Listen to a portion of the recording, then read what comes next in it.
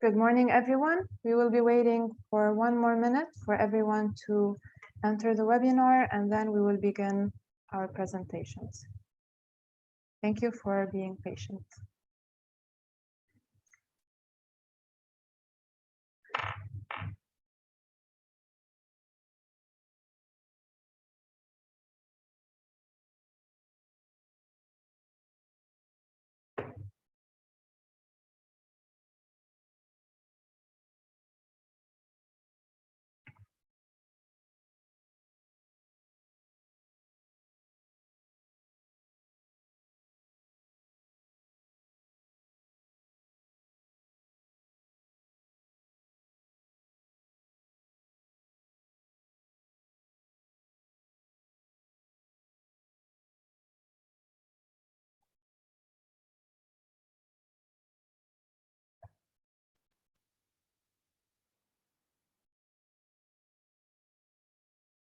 Okay, I think we can start. Good morning, ladies and gentlemen, and welcome to our webinar on women and blue skills, careers, and jobs in Lebanon. My name is Marion. I am an architect and maritime spatial planner from Lebanon, and together we will embark on a 3-hour webinar where we will have a wonderful collection of speakers and presenters, so stay with us until the end.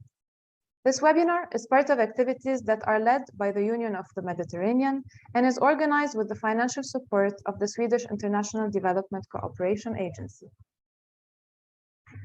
Before we start, I would like to kindly remind you of some guidelines that can help us lead a very successful webinar.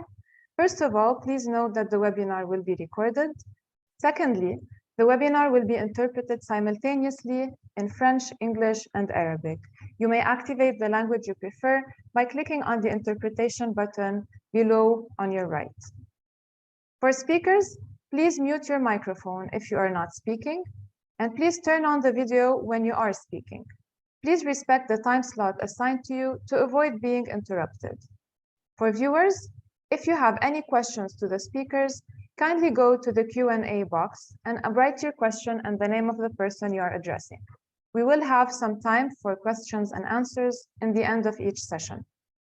Please use the chat box in case you are experiencing technical difficulties. Before we give the floor to our next speakers, allow me to give you a small brief on how the webinar will go. We will have first the introduction and welcome note, and then we will have our first session where we will have 6 speakers having presentations on women and maritime sectors, sharing experiences and success stories. The second session will consist of a roundtable discussion where we will have 8 speakers sharing some ideas about future opportunities for ladies in the maritime sectors, and we will end with conclusions and final notes. So starting our first welcome and introduction session is Mrs. Alessandra Sensi. Mrs. Alessandra is the head of sector at the Union for the Mediterranean Environment and Blue Economy Division. She will be giving us an idea about the various blue economy activities that the UFM is leading. Alessandra, the floor is yours. I will be sharing my screen, so please let me know when you would like me to switch slides. Good morning to everybody. It's a great pleasure actually to be here with you today, and I'm really the honor to open this webinar.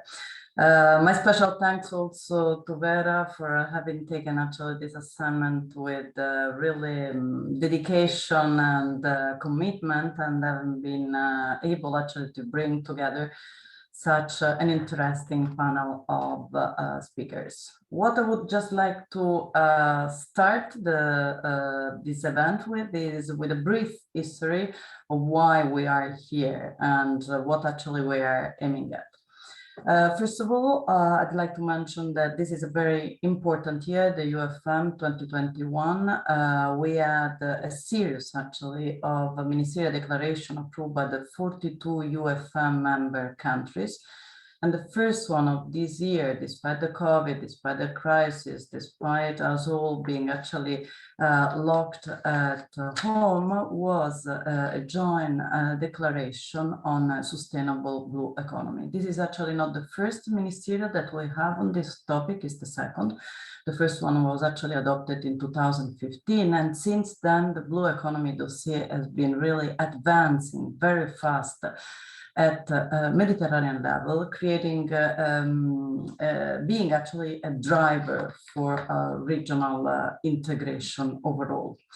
Within this frame, we have been launching various activities. As you might know, we work at 3 different levels: ministerial level, as I just mentioned, through this declaration, then a more technical level through the working group, where we try actually to translate the decision taken at ministerial level into action. And then we have more concrete, let's say, projects, technical assistance, publication reports, assignments in order, let's say, to support more technically our dossier. Vera, if you can move on. So this is actually the Ministerial Declaration that I was referring to. In 2015, we had, let's say, 3 topics as identified joint areas of cooperation among the 42 countries. In 2021, we have these 10 topics, which you can see on your right side. And these within actually maritime research, innovation, employment, careers, that all these work actually on women in blue economy has started. Let's say that already in 2019, we have been starting to launch a series of activities on blue skills, career and jobs. And one of the merging element was indeed related to the presence of women in blue economy sectors. So that's why we started to dig more into it. And that's why actually we are here after, let's say, already some events and activities carried out. Among these, let me mention also a specific regional webinar that we had around 1 month ago on women in blue economy, where we have been looking actually at these issues more from a regional perspective. Lebanon has been chosen actually as a case study for a more in-depth study and understanding of the issues behind. And it was, let's say, part also the support that within, you know, the limited financial capacity, but the strong in a certain way political support we could give to the country even after, let's say, the accident, the recent accident, the dramatic accident at the port. But if you can just move a bit. So as I mentioned, these are more or less the issues, the needs and the support that were identified in this, let's say, mismatch between skills and labor force, and where we see, let's say, and we have been investigating with a special look at women. Vera, please.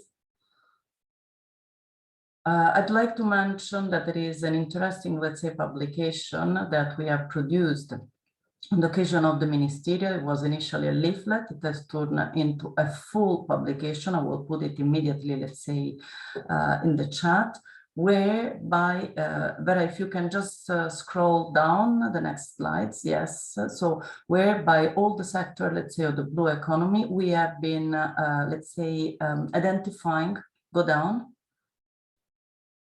please, again. So for the various sectors, you can see that we have been actually identified all the different employment opportunities with trends, skills, and specific focus for youth and women. So for each of the sectors that we will be discussing today, there has been a, let's say, a corresponding study, which I really invite you to have a look at and provide even feedback. I mean, our event today will in a certain way also complement all this work.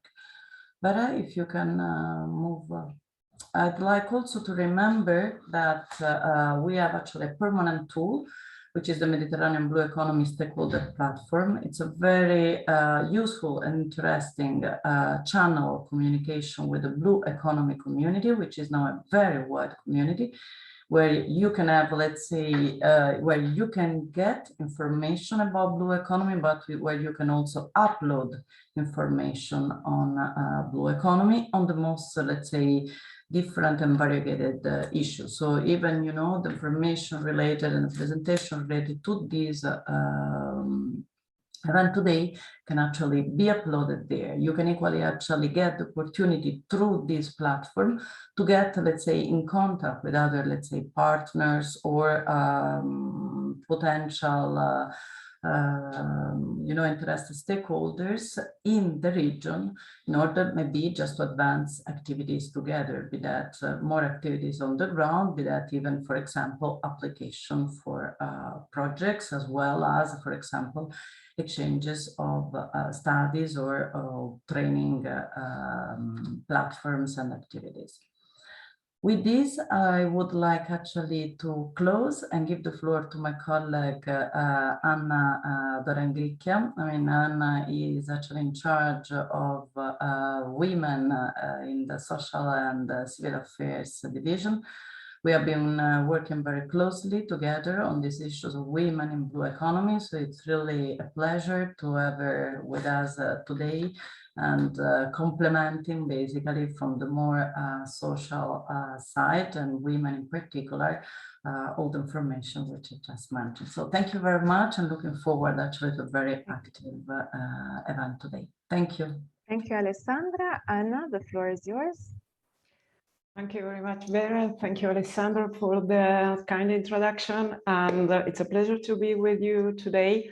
I'm particularly pleased to have also Mrs. Claudine Aoun with us as the UFM agenda on gender equality and women empowerment as among its main objectives, the setting up of monitoring mechanism on a set of 20 indicators in the MENA region.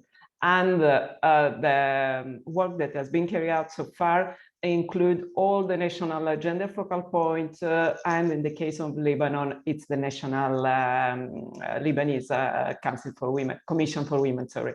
So it was also a pleasure to have Mrs. Aoun last year in our international conference on women last November. So a pleasure to meet you again.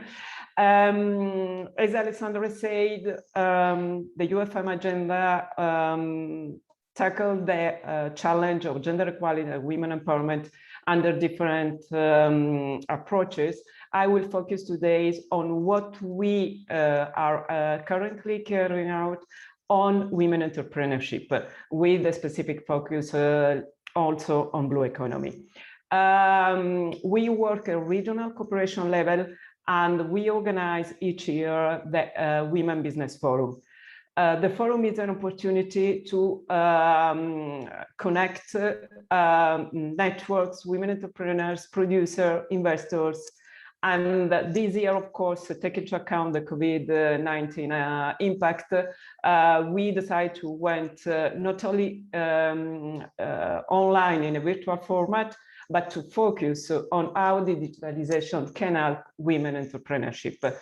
And beside the institutional part where we share experience, input, and practice, we decide to focus on specific training activities and B2B activities for women-led business. There was a specific focus on digital transformation and on e-commerce.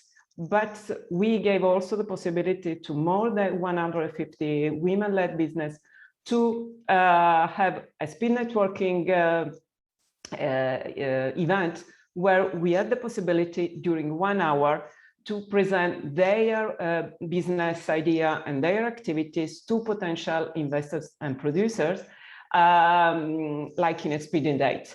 And this is only one of the initiatives that we will keep working on also during next month.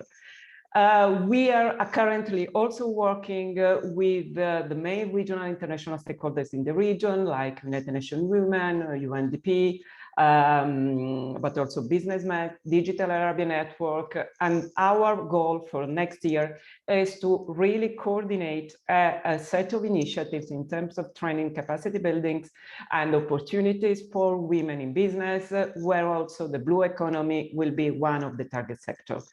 Vera, Next, please.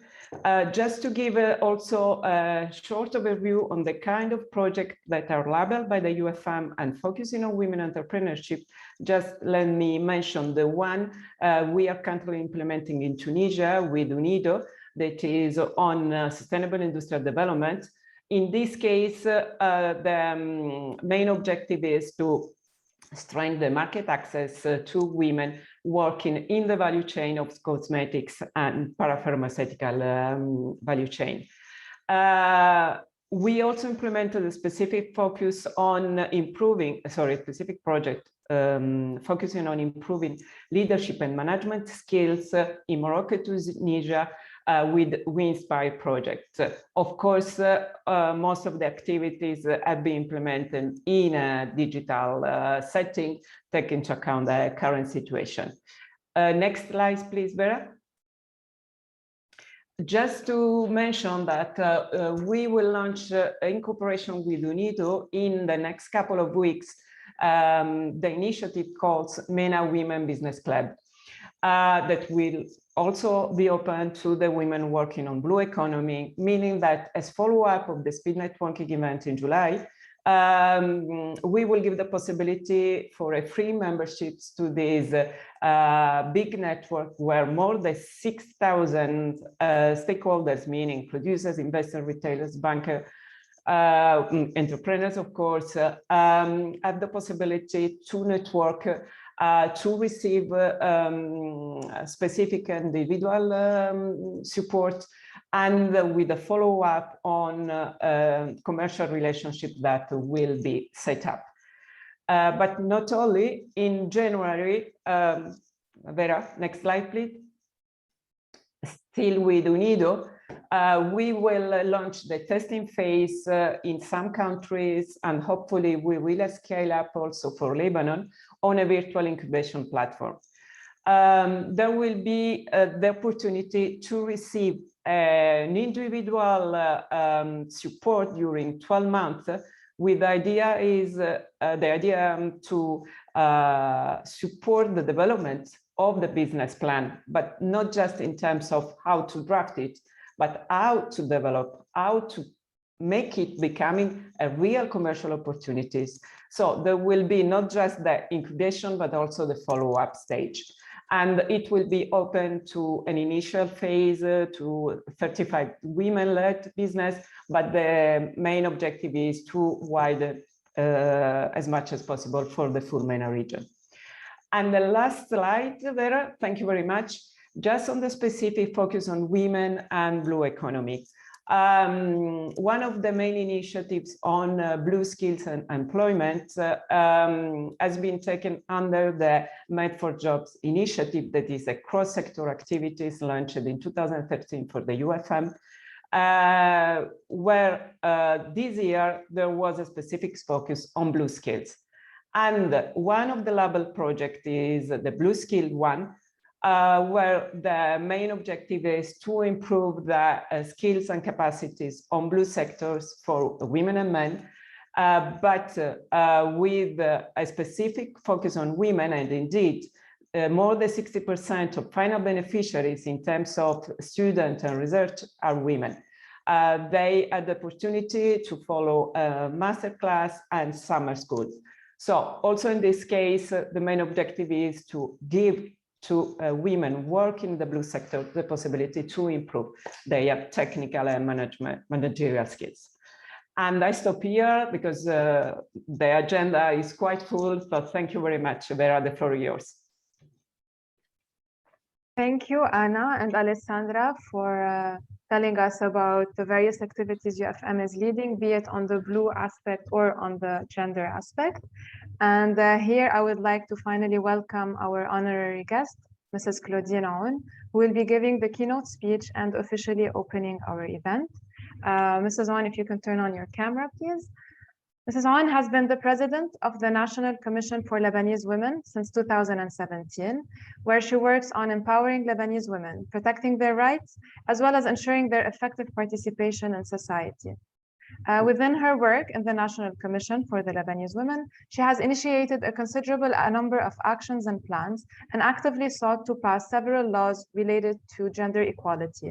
And her aim is to ensure a greater participation of women in political decision-making positions.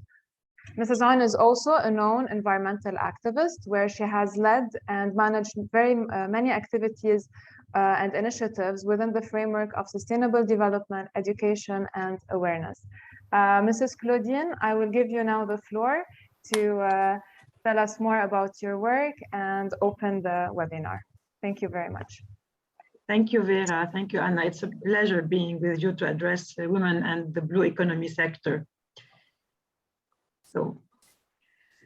حضرات السيدات والسادة، تحتم علينا الأزمة الاقتصادية والمالية التي نعيشها اليوم في لبنان الاستفادة من كافة الفرص المتاحة لتطوير اقتصادنا وفتح مجالات العمل أمام شبابنا وشاباتنا.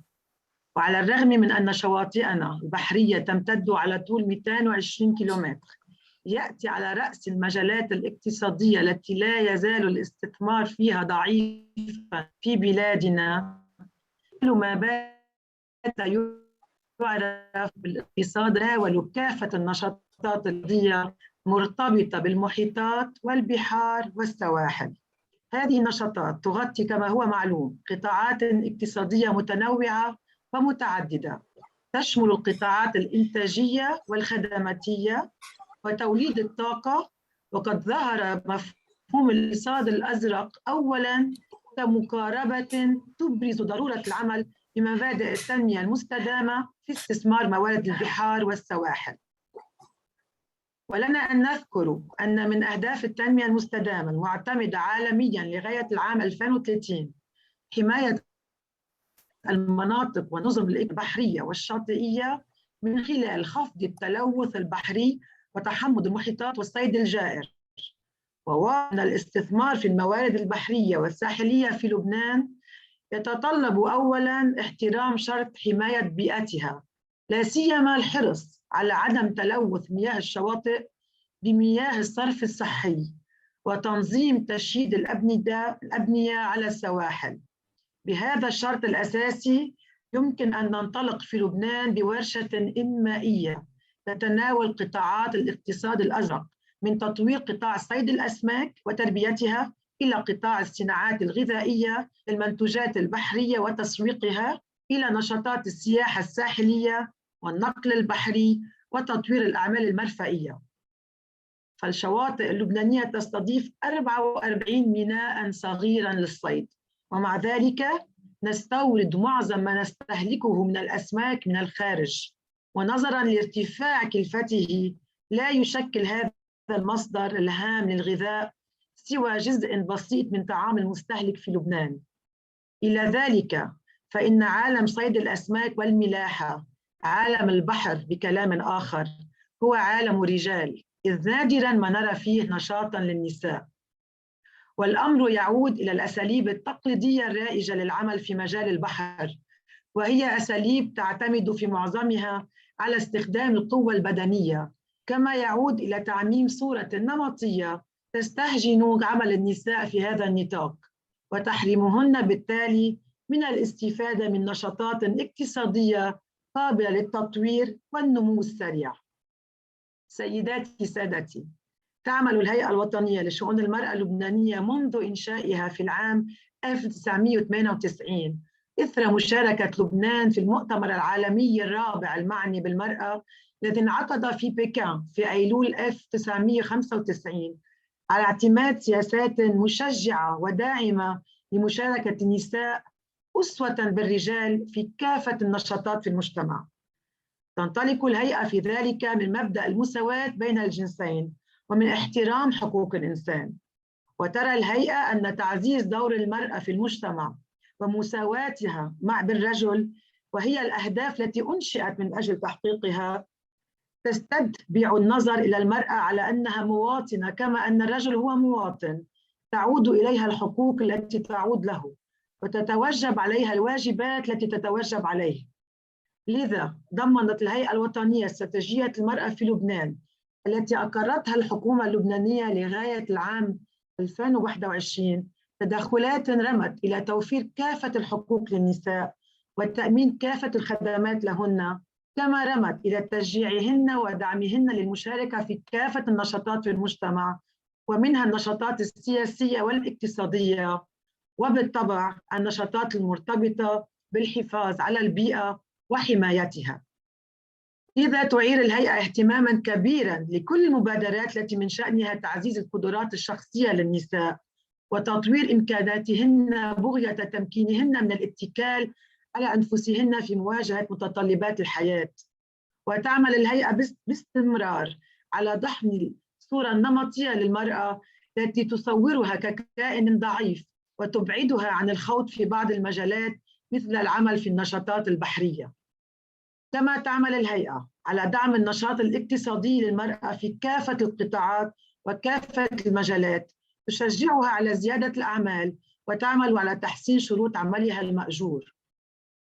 وعلى نطاق آخر تعمل الهيئة على تصحيح النصوص التشريعية التي لا تزال مشرفة بحقوق المرأة، وتطالب بحق اللبنانية جنسيتها إلى أولادها إذ كانت متأهلة من غير لبناني، وبمنع تزويج القاصرات، وبتمديد إجازة الأمومة إلى 10 أسابيع، وباستحداث إجازة أبوة وإجازة لمرض الأولاد، وبتضمين قانون الانتخابات النيابية كوتا نسائية، وبفرض مشاركة النسائية في ثلث مقاعد مجالس الإدارة في الشركات المساهمة.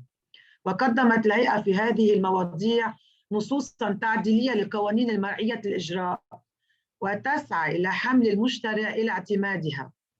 وقد تجاوب البرلمان قبل بضعة أشهر مع مطلبها بتجريم التحرش الجنسي، وهي ظاهرة تثني العديد من النساء عن العمل خارج المنزل.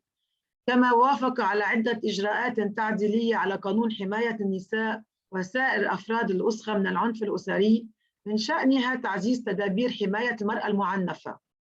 وتتعاون الهيئة في مبادراتها ونشاطاتها مع الوزارات والإدارات الرسمية ومع منظمات المجتمع المدني والمنظمات والهيئات الدولية. من هنا فإن موضوع لقائنا اليوم حول المهارات وفرص العمل المتاحة للنساء في الاقتصاد الأزرق يدخل ضمن اهتمامات الهيئة الوطنية التي لا توفر جهداً في المساهمة بأي مبادرة من شأنها تطوير قدرات النساء لتمكينهن من المشاركة بفعالية أكبر في الحياة الاقتصادية. كذلك تشجع الهيئة كل المبادرات التي من شأنها إيجاد شبكات علاقات داعمة للنساء اللواتي تقدمن على العمل في مجالات جديدة يقل فيها عادة تواجد الإناث. أشكركم على الآفاق الاقتصادية الجديدة التي تفتحونها أمام المرأة. وفي الختام أتوجه بالشكر إلى كل من الاتحاد من أجل المتوسط ووكالة التعاون السويدية للتنمية الدولية على مبادرتهما إلى تنظيم هذا اللقاء الذي يلقي الضوء على قطاع اقتصادي مدعو إلى التطور والنمو وإلى خلق فرص عمل نحن في أمس الحاجة إليها للنساء كما للرجال. وأحيي في هذه المناسبة السيدات الرائدات المشاركات معنا واللواتي كنا من أوائل من أقدمنا على العمل في المجالات الخاصة باستثمار الموارد البحرية. إن الاقتصاد الأزرق هو مجال واعد ولنا آمال كبيرة بأن يصبح قريباً مجالاً اقتصادياً مزدهراً تنشط فيه النساء كما الرجال. شكراً لكن ولكم. شكرا لك سيدة كلودين. Thank you very much. I'm very happy that we have you with us as a keynote speaker, and indeed you shed light on the various activities that the National Commission for Lebanese Women is working on. I know you are currently updating the strategy for the Lebanese women, so we're very interested to see the result and hopefully having a blue component among its many pages. So thank you very much for taking the time and participating with us. And with this, I will move to the next part of the webinar. I will be briefly describing the various objectives and the types of activities and listing a few numbers that came as a result of the research. So the objective of this webinar is to identify women's participation in various blue economy sectors in Lebanon, to define challenges and identify needs for blue skills, to explore connections with job opportunities, to identify tools that can help empower women, and finally, to define some future opportunities for capacity building. As you know, so this activity has been led by the UFM and funded by the Swedish, the SIDA, and it consisted of first a desk-based research, so having various documents, reports reviewed, and also we have led a number of online consultations and focus groups, and thanks to these meetings, I have the wonderful presence of experts with us today. Some results from the desk-based research revealed some numbers on education, employment, entrepreneurship, and politics in Lebanon. But what is not surprising is the fact that we have a lack of data, and particularly gender disaggregated data in Lebanon. On education, we actually found that women are highly present both in public and private universities. And they choose evidently sectors that are more related to education, health and social services, and human and natural sciences. Whereas when we move to the employment this number drops drastically. And this number reaches 24% of the workforce to be consisting of women. And in some sectors, this number drops to 14%. In fact, Lebanon ranks very low in the gender gap index, and these numbers are quite alarming. Moving to entrepreneurship, women are only 10% in the firm's ownership sector. Only 12% of managerial positions are led by women, whereas startups in Beirut specifically are only 20%.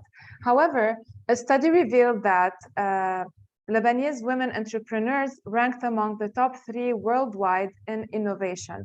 This means that once they have the opportunity, they are able to excel.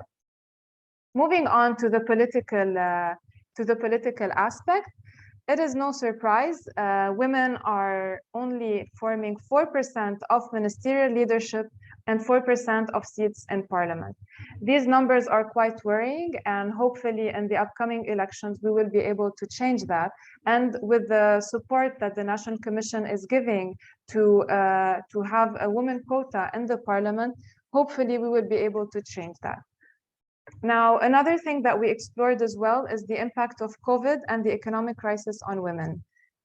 We all know that the crisis led to an increase in unemployment, but also particularly related to women. There was an increase in informal labor, an increase in domestic abuse and violence.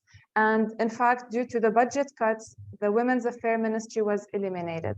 So women are considered not a priority, and due to the crisis, they have been affected considerably.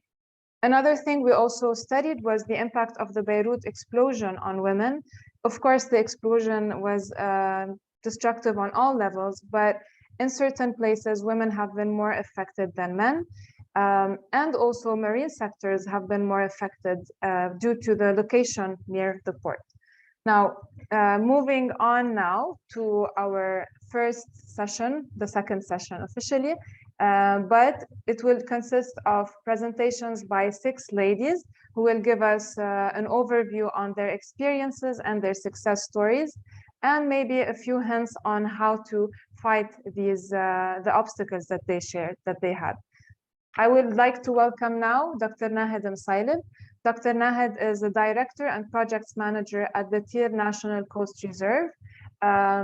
Please, you can take the floor to tell us more about your academic and career path, and some information about your work as a conservation expert in the south of Lebanon. So the floor is yours, Nahed. You may turn on your microphone and your video.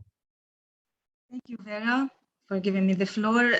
I'm afraid that you're still using my old presentation because I noticed the name of our reserve is Tir Coast Nature Reserve, not Tir National Coast Reserve. That was stated as such in the old presentation. So I'm sorry, I changed the other slides though. Yes, please. Okay. It's an honor to be among you in this webinar. especially working with the UFM that I had previous experience with them. And I'd like to share my experience about the work in the blue sector.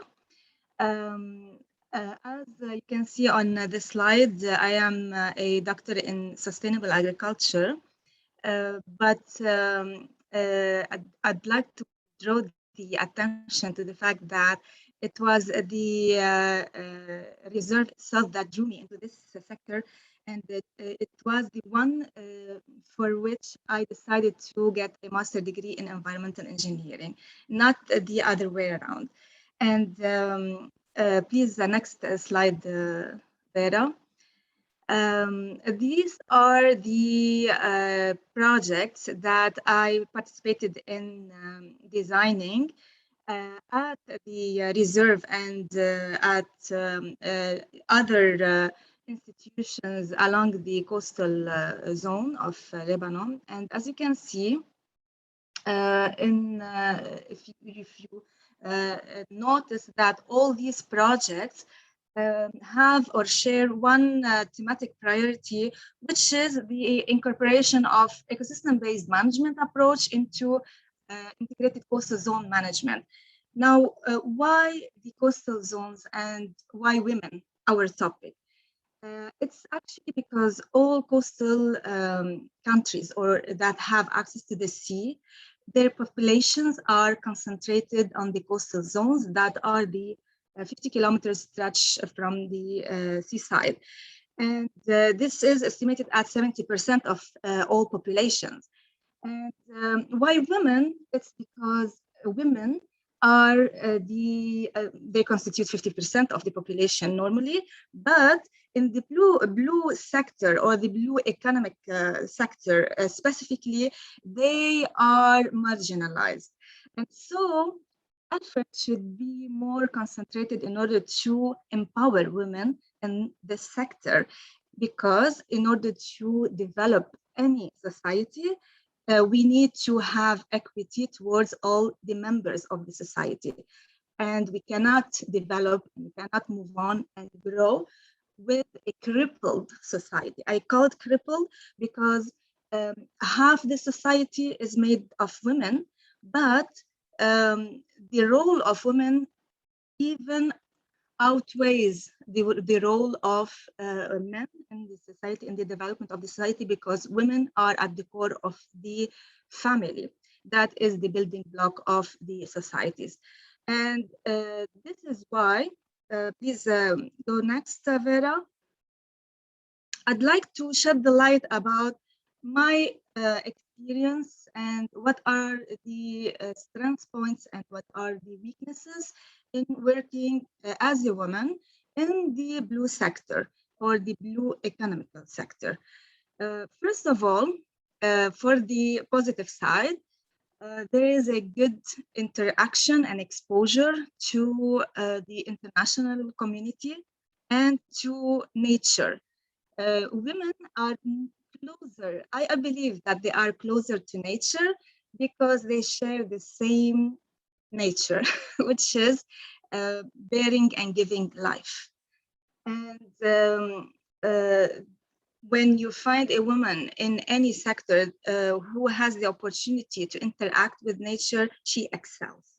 And this is what the work or my work at a nature reserve that is coastal and marine one, gives me the opportunity to interact with nature, which gives me this freedom of work and the flexibility to in my job to pass the gloomy office work. And because it is a nature reserve, it gave me the opportunity to interact with the international community, which, by the way, focuses or gets or puts the point on the need to empower women. And this is from where I feel that I am empowered. While on the gloomy side of the position or of my work is that this sector specifically is male dominated. And as much as you go higher in the pyramid of the decision-making positions, you find that it is more and more dominated by men. And so when you reach some kind of high level of a job of high level, you are still deprived of your decision-making power because you are always topped by the decision maker who is usually a man. And usually in societies like us in the developing world, women, when they reach a certain level in the decision-making realm, they are usually benefiting from being the sister, the daughter, the wife of the man in power. And this is why women are marginalized most of the time. And this is even more worsened by the legal status, and that impedes the development of women. Next slide, please, Vera. So here I shed the light on a study that has been conducted by ICN in 2017, assessing the fisheries market in tier. Here, if we look at the result of this assessment, we see that women mostly perceive their role as housewives and child carers. And at the same time, they are not allowed to leave the house for work by their husbands. So they have to take permission from the male in order to exert their jobs, okay? But at the same time, they prefer working at home because this gives them the opportunity to make or to exert their natural role as child carers and housewives while exerting their doing their work jobs. Okay, and at the same time, women are not aware of options to get opportunities beyond their places where they work. Next slide. Here, if we look at this slide, women are represented in the light blue waves. You can see that in most of the required skills in the enterprise development, women are more skillful. They have the base more than men, the basic business skills, the ability to assess market opportunities, the ability to advise a business plan. They are weaker onto the vocational skills, but in the global view, you can see that women are more skillful naturally than men. Next slide. Here, if you look at this specific slide that I love so much, you can notice right away that women have more willingness to engage into other businesses than the ones that they found themselves in. Like 80% of men are resisting this willingness to engage into non-fishing fisheries, in contrast to only 35% of women, which means that women have more resilience to adapt and to evolve and to make changes in order to improve their situations. Next slide. Here, I'd like to borrow this saying from Timothy Leary to just remind the society that women have no ambition to take the role of men. They have no hope to be equal with men. But women aspire for equity because giving them the equity of opportunities is just enough to let women excel in any sector and let alone the blue sector where they are mostly marginalized. And with this said, I thank you all, and floor is back to you, Vera. Thank you so much, Nahid, for shedding light both on the positive aspects of working in conservation and the negative aspects, particularly in certain regions in Lebanon. So thank you very much. And indeed, women are more skilled in certain places. So we do not want to marginalize men in this webinar. Yeah. On this note, thank you very much, Nahid. I will stay with us until the question session for the discussion. On this note, I would like to move to our next speaker, Dr. Fifi Kalab. She is an environmental socio-economist and consultant. She is currently the president of the Lebanese Coastal Forum and of Biblos Ecologia. Dr. Fifi, you are welcome to turn on your microphone and your video, and you can start telling us more about your career path and the various activities you are currently working on. Thank you very much. It's a pleasure to meet these distinguished ladies and to sharing with them the same concern. I have 70 years old, already 70 years old, and I have 50 years of experience. I'm an environmental socioeconomist, and the environmental problems resulting from oil and gas reservoir in my town Amshit in Lebanon, and unregulated landfill and quarries prompted my career conversion from mathematics, because I have a PhD in mathematics, to environment. Later I was Dr. Fifi, sorry to interrupt you, but if you wish to speak in Arabic, you can do so, and then the interpreters, they can take the lead. So I remember you would like to speak in Arabic. No, it's okay. It's okay. Thank you. I was a teacher of environmental science in France, and then returning to Lebanon. I am a former consultant in environmental socioeconomics for various United Nations organizations, especially for FAO, UNEP, and UNDP, World Bank. I am an environmental activist. I have established several associations and coalitions, including the Lebanese Coastal Forum and the Beach is for Everyone. I am an advisor to a number of municipalities and associations as a pro bono. I'm lecturer at several universities and international conferences. Also, I'm a political activist in the field of human rights, democracy, and fight against corruption. I advocated the environmental and political issues and published awareness booklet for young people, especially in universities and secondary school.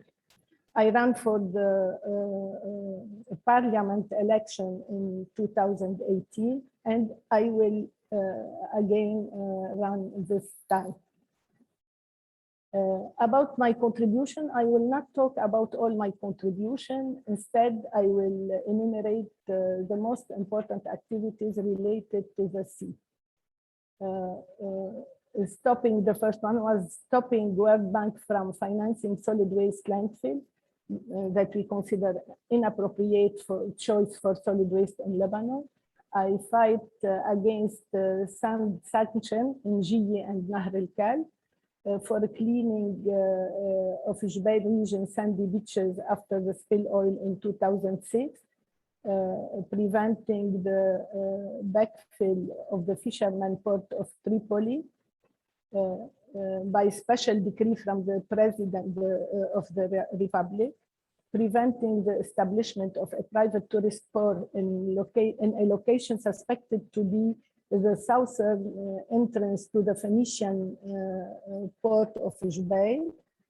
I have conducted a study on the living and the working conditions of fishermen in Lebanese coastal cities for UNESCO. Establishment of a school to teach sustainable and responsible fishing that we are so proud. Participation in the Sea Without Plastic project financed by the EU, and the use and sale of plastic extracted by local artists, and finally training workshops on advocacy and fighting corruption for NGOs. About the gender consideration, I have never been subjected to discrimination as a woman, but on the contrary, I have always worked under the umbrella of science and protection of the law, which gave me the power of argument and respect of others.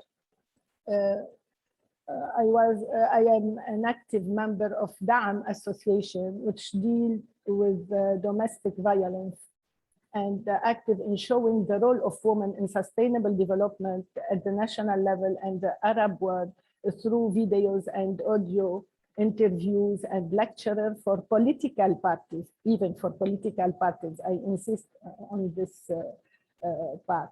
In this regard, I received a number of honors and distinctions from the League of Arab States, Jama al-Arabiyya, the National Women's Commission in Lebanon, and others.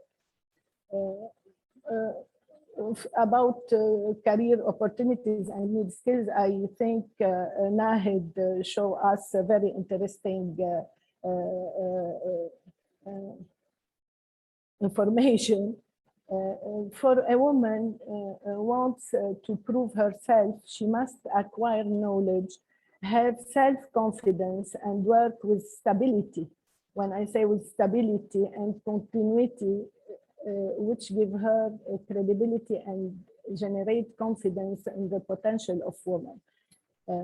Women have excelled in acquiring education, but some of us still need to increase awareness, political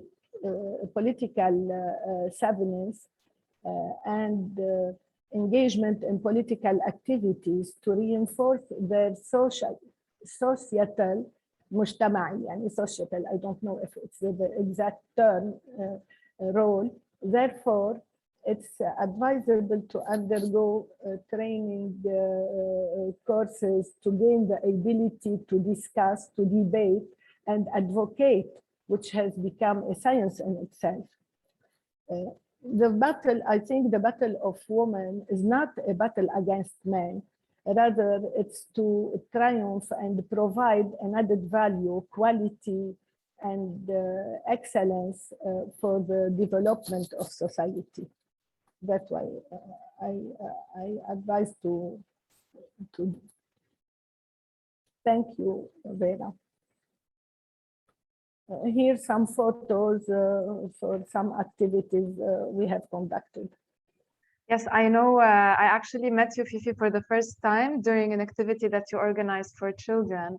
And I was very much impressed because you're not only working with politicians and from top-bottom approach, but you're also working from a bottom-up approach. So I think that's impressive. And I really like that you do not play the role of a victim. You do say very strongly, no, we can do this.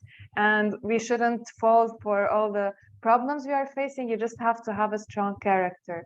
And I believe anyone who meets you will see this in your personality. So thank you very much.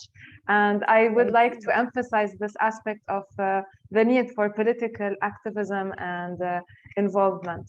So thank you very much, Dr. Fifi. Thank you, Vera. On this note, I would like to move to another very interesting sectors. We actually have two ladies who will tell us more about their careers and their paths in maritime culture and heritage, or maritime or underwater archaeology. So first of all, we have Dr. Lucy Sam'an. Dr. Lucy is a manager and lead maritime archaeologist at the Honor Frost Foundation in Lebanon. And we also have Dr. Crystal Safadi, who is a senior research fellow at the University of Southampton. Both ladies have more or less a similar path, but I will give them the floor to tell us more about the challenges and opportunities of this sector and how they face them. So Crystal and Lucy, the floor is yours. Hi, everyone. I will be speaking on both our behalves today, but of course, Crystal is here. and she will join the Q&A session later on. I would like to thank you, Vera, and the organizers for your kind invitation and for including the field of maritime archaeology in the Blue Sciences initiatives. We have been doing a lot of these lately, so thank you for considering maritime archaeology as part of this exciting field. So a bit about both of us. I'm university and then DES francophone in journalism with my MA that pertains to how the archaeological field is represented in the written media. After that, I completed an MA at the University of Southampton and a PhD at the University of Exeter in maritime archaeology, which were followed from 2015 to 2018 by a postdoc. I was a postdoc research fellow at the Balmain University in North Lebanon, and this postdoc was funded by the Honor Frost Foundation, with whom I'm currently working since 2019 in order to develop capacity in the field of maritime archaeology in Lebanon, as well as running a minor in marine sciences and culture at the American University of Beirut, which is also supported by HFF. Enough about me. As for Crystal, she completed her BA in archaeology and from AUB, and then she took a long break from archaeology, as sometimes we do because we just give up. She was working as a data information officer for an NGO. However, this passion did not die, and she got back to archaeology in 2011 with an academic specialization focusing on the application of spatial technologies to archaeology. So she completed a master's at the Uni of Southampton in archaeological computing, which was followed by another master's in maritime. This was followed by her PhD. For about a year after completing her PhD, she worked as a research fellow in developing digital methods for modeling prehistoric mobility. And in 2020, she secured a job on the Maritime Endangered Archaeology in the Middle East and North Africa project, which is the Mar Eyamina project. So what are the positive aspects of our work? It's a tough job, I must say. It's a very physical job. It takes us away. It's totally worth it. So maritime archaeology in Lebanon, as you might know, is a nation discipline, and therefore there's a lot of room for capacity building, which involves, but not only reduced to, supporting students and early career researchers. And I must say that I'm a bit biased towards encouraging more female colleagues and students, whether this is done by guiding them through grant applications, offering fieldwork opportunities, training them on the field during fieldwork, field schools, and we're doing all of that for them to gain an appreciation and an understanding of what it is to have underwater archaeological skills. We also offer students and early career researchers opportunities to learn how to dive in order to operate underwater, to undertake international collaborations and interdisciplinary research, which also, you know, we keep learning from each other from around the globe. And I think this is a beautiful thing to advance science in Lebanon and worldwide. And so all these initiatives pertain to establishing a baseline knowledge of maritime cultural heritage in Lebanon in order to inform future preservation and management plans.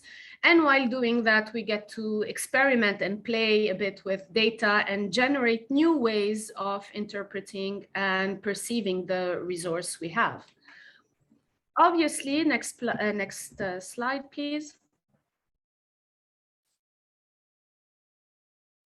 So obviously, and this is a bit of a anecdotal instances, I do not feel, as nor does Crystal, I think, like persecuted as a woman in the field in Lebanon. However, I must say that it is the diving community is male dominated, and especially technical diving. So when you get to more advanced stages of your diving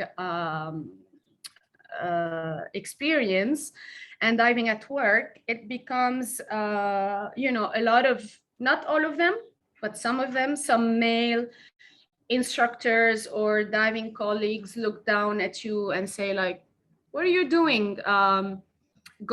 Considering yourself a technical diver, go back to open water. Or I've heard things like that.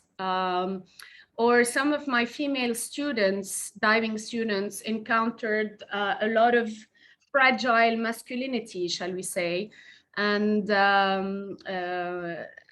got comments like, I saved you from the sea, and I did this and I did that. So, but that's okay, we're bigger than this. In terms of the academic press, in addition to, you know, everything else that Vera has stated in her introduction about repercussions of COVID as well. And then lots of projects, when I have several meetings, and so does Crystal, with male counterparts. I don't know if you experience this as well. We get a lot of mansplaining, right? So our male colleagues need to explain to us what we need to do. A lot of times as well, this has happened to me, that I am I would be directing the project with my chief diver, who's a guy, and people who wouldn't know what we're doing would come and address him and not me. And so he would look at them and then would look at me and say, you know, Dr. Saman, she's actually the director. So in order to mitigate these challenges, which, you know, we need with a mental state, we need to, let me remove the video then, if it's cutting, sorry. Is it better this way? Yes, I think so. Sorry to interrupt. No, of course, don't worry. So we tend to encourage more women to pursue careers in maritime archaeology by providing them with academic and professional support, by providing them with grants, bursaries, scholarships, and of course the opportunity to learn how to dive in a safe and bully-free environment.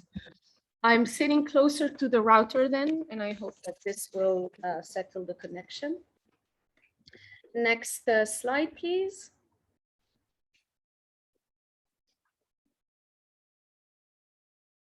Can you hear me better, or is the sound still? It's better, it's better. Pathetic. Okay. So in terms of careers opportunities and the skills needed in our field, as you can imagine, because it's still a field that is at its infancy, so we need as many diverse skills that we can get, whether this pertains to you know, diving skills, dealing with marine geophysics, getting more funding, getting collaborations going, getting the word out there through, you know, written outputs, different venues for lectures, public lectures, etc. I mean, we just put these as an example, these images as an example on the slide, but there are, you know, many, many more that cannot be just detailed in 5 minutes. So just know that in our field, we generate and work with different types of data sets. So we've got oceanographic data, geomorphological data, coastal, but also we deal with, communities. So there is a social aspect of our work. And all of these that form the basis for the work and their integration that allows us to enhance our interpretation of the past and hopefully be able to plan for the future, particularly in terms of preserving the maritime cultural heritage resource, identifying threats and their potential impact, and see how we can mitigate these threats and push forward for the development, the overall development of the field, hopefully, and it's my wish and my colleagues' wish, with women spearheading the field in Lebanon. And I thank you so much for your attention. Thank you, Lucy. And I would like to emphasize the fact that the role that Honor Frost is doing, the Honor Frost Foundation. I personally benefited from several opportunities, and they are really very active. They're always promoting this relatively new sector, at least in Lebanon. And I think they're doing a very, very good job. And you, Lucy, of course. So thank you very much. For all the ladies interested in the field. Yes, sorry. Sorry, Vera. I'm gonna, if you allow me, I'm gonna post a couple of links in the chat. So if people would like to know more about what we do and what's the Honor Frost Foundation, they can go to the website and like our page on Instagram and Facebook, because this is, of course, this is the trend now. I do encourage the ladies to do so, and also men if they want. But it's a very satisfying job, I think, because it's quite fun. It's different. There's always something new to discover. So, or something old. So thank you very much to you and Crystal. So from under the water to the water surface, here I would like to welcome Mrs. Nathalie Tamer El-Nar. Nathalie is a business development manager at the International Maritime Academy in Lebanon. So she will tell us more first about the academy itself, but also about why should women pursue a career in the various sectors that they are teaching. So Nathalie, the floor is yours. Thank you, Vera. Good morning, ladies. Thank you for giving us the chance of being in the webinar. It's definitely an honor to be representing the International Maritime Academy in such a fulfilling webinar. I'm not sure if you can see my video.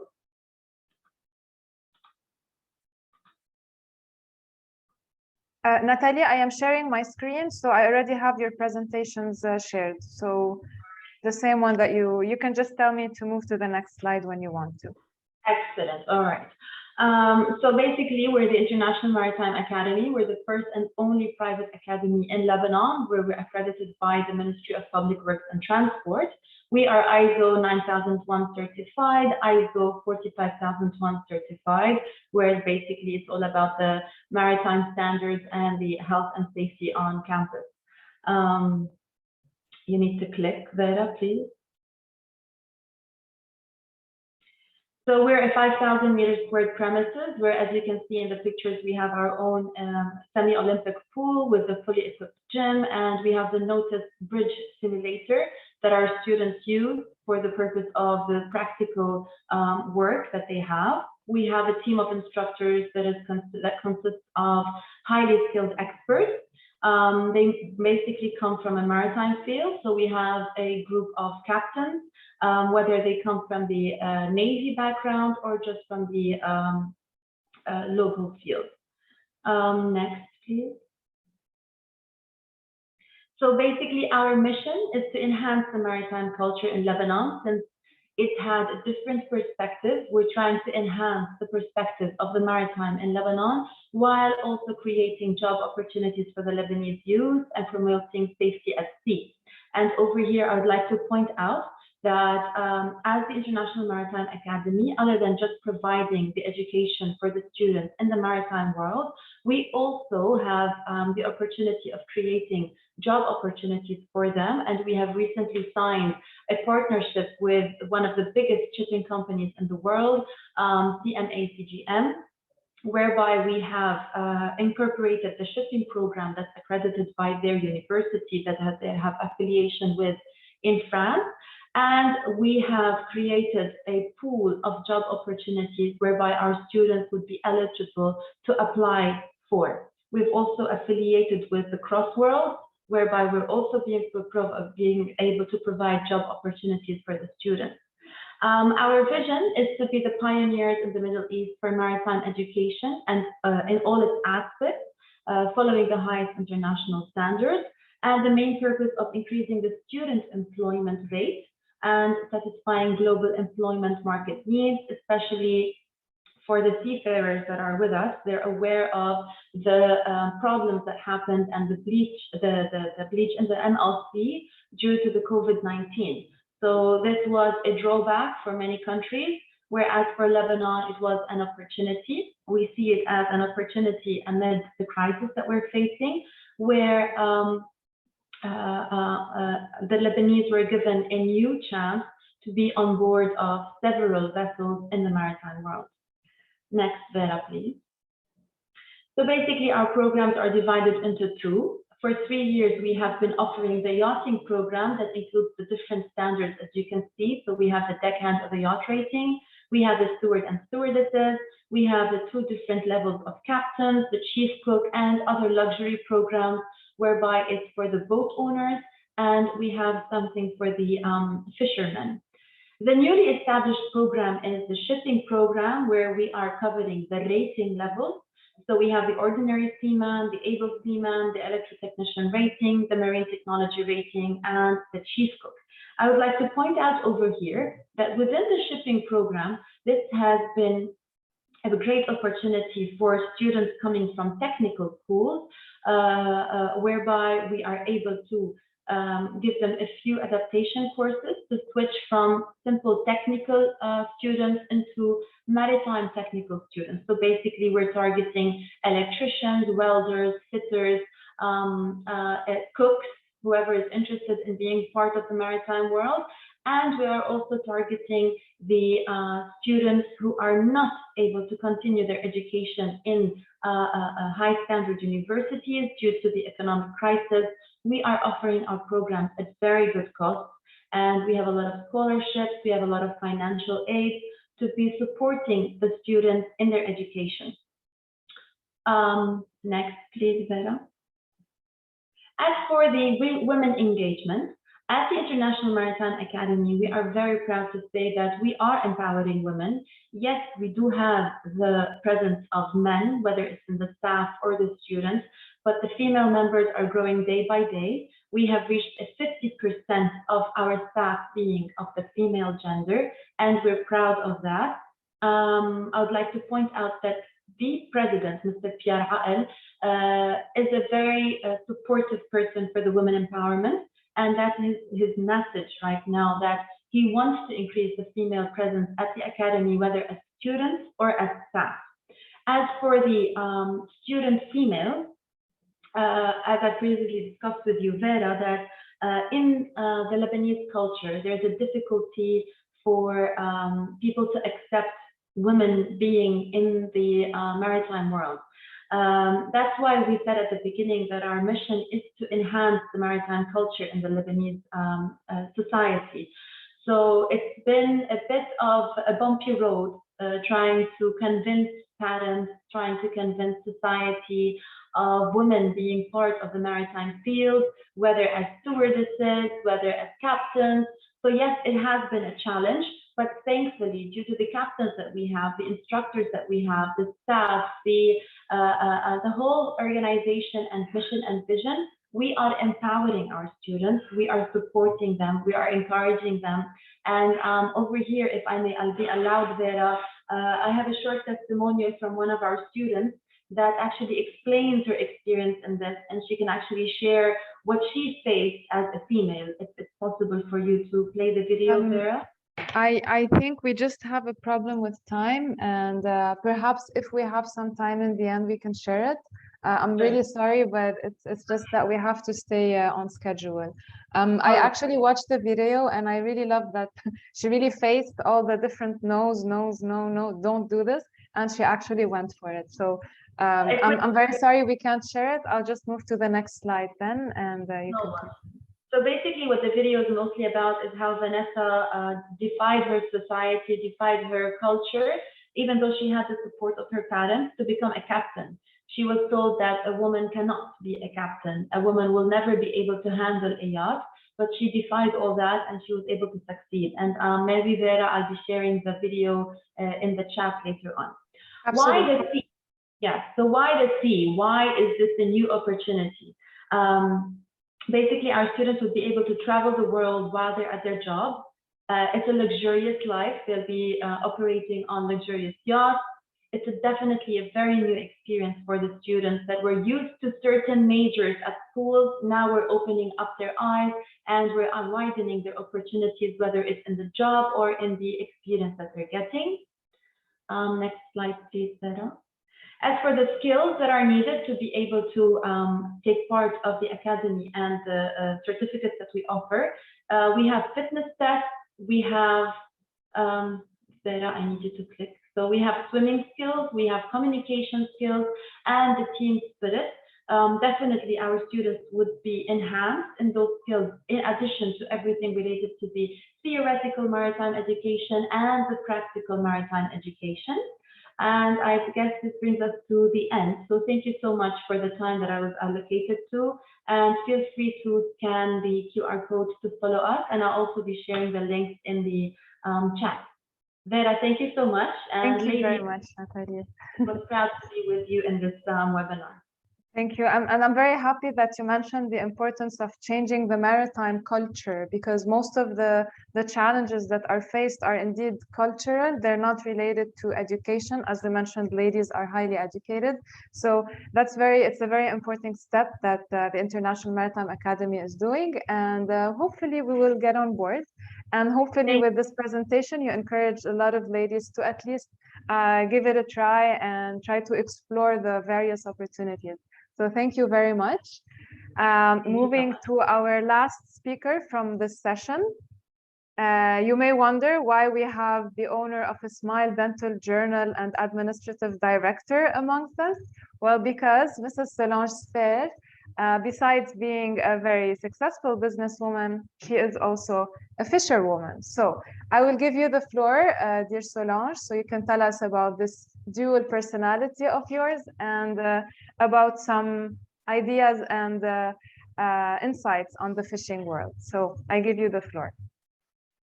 Thank you, Vera. Good morning, everyone. As Vera told you, I'm an owner of a dental journal and administrative director of Bird Academy, but I'm here today as a fisherwoman to share my experience and passion for fishing. The story started a long time ago when my parents met on the beach. So it was a sea love story transferred to my brothers and myself. Next. Next, Vera, please. Fishing methods. The 5 basic methods of angling are bait fishing, fly fishing, bait casting, spinning, and trolling. All are used in both freshwater and saltwater angling. Bait fishing, also called still fishing or bottom fishing, is certainly the oldest and most universally used methods, which I usually use the most. My experience is boat and shore fishing. I usually do it day and night, depending on the season and on the fish type. Next. Next, Vera, please. Can you hear me? Yes, I moved to the next slide. It just takes some time for you to... So, sorry, the net is cutting. Okay. Almost 2 years ago, I had the chance to join a group on Facebook called Fishing in Lebanon, where I met my second family. fisherwomen sharing their passion and experience, and others seeking to learn. So we created the first group of fisherwomen on WhatsApp. My passion and dedication for fishing led the admins of the Facebook page to give me a crazy nickname, Majnoonat al-Bahr, which teased many men. Out of curiosity, I asked Google, what is the female version of fisherman? The answer was, fisherfolk and fisher are the two best options for a gender-neutral alternative for fishermen, but it also depends on where you live. Is it correct to say fisherwoman? I don't know. Some say yes, some say no, but the Google says words like fisherwoman, fisherfolks women haven't found themselves widely used in common languages. The simplest answer to why word fisherman remains such common use is that most women who are employed harvesting fish prefer to use the word to describe themselves. Next. So now we came to the obstacles from a gender perspective. Fishing is often seen as a male-dominated activity, especially where it involves boats, equipment, and long absence at the sea. My personal experience, when I used to dive during the day, they used to call me a mermaid, but diving at night was challenging for men. When I decided to sail, I was bullied, especially from my brother, as men don't trust that we women are strong enough. As for the boat fishing, it was challenging, especially for the big game. On social media, most are encouraging and supporting, but still many are bullying. Next. So, new business opportunities. Due to the COVID-19, the past 2 years, I couldn't work properly as my business is to travel, to do courses, to attend events, dental events. Due to COVID, I was stuck at home. So I found new business opportunities. As a woman, I am proud to tell you that I managed to challenge the obstacles and organize fishing trips for the past year in Lebanon and Cyprus. I met a lot of people, families, ladies to join. I even taught many how to fish and enjoy. Fishing is an expensive hobby, so I managed as well to have customers to buy the fresh fish I catch, just to reduce the fishing tools cost. My ambition is to have an accredited fishing school to teach the new generation the proper fishing methods and rules. Next.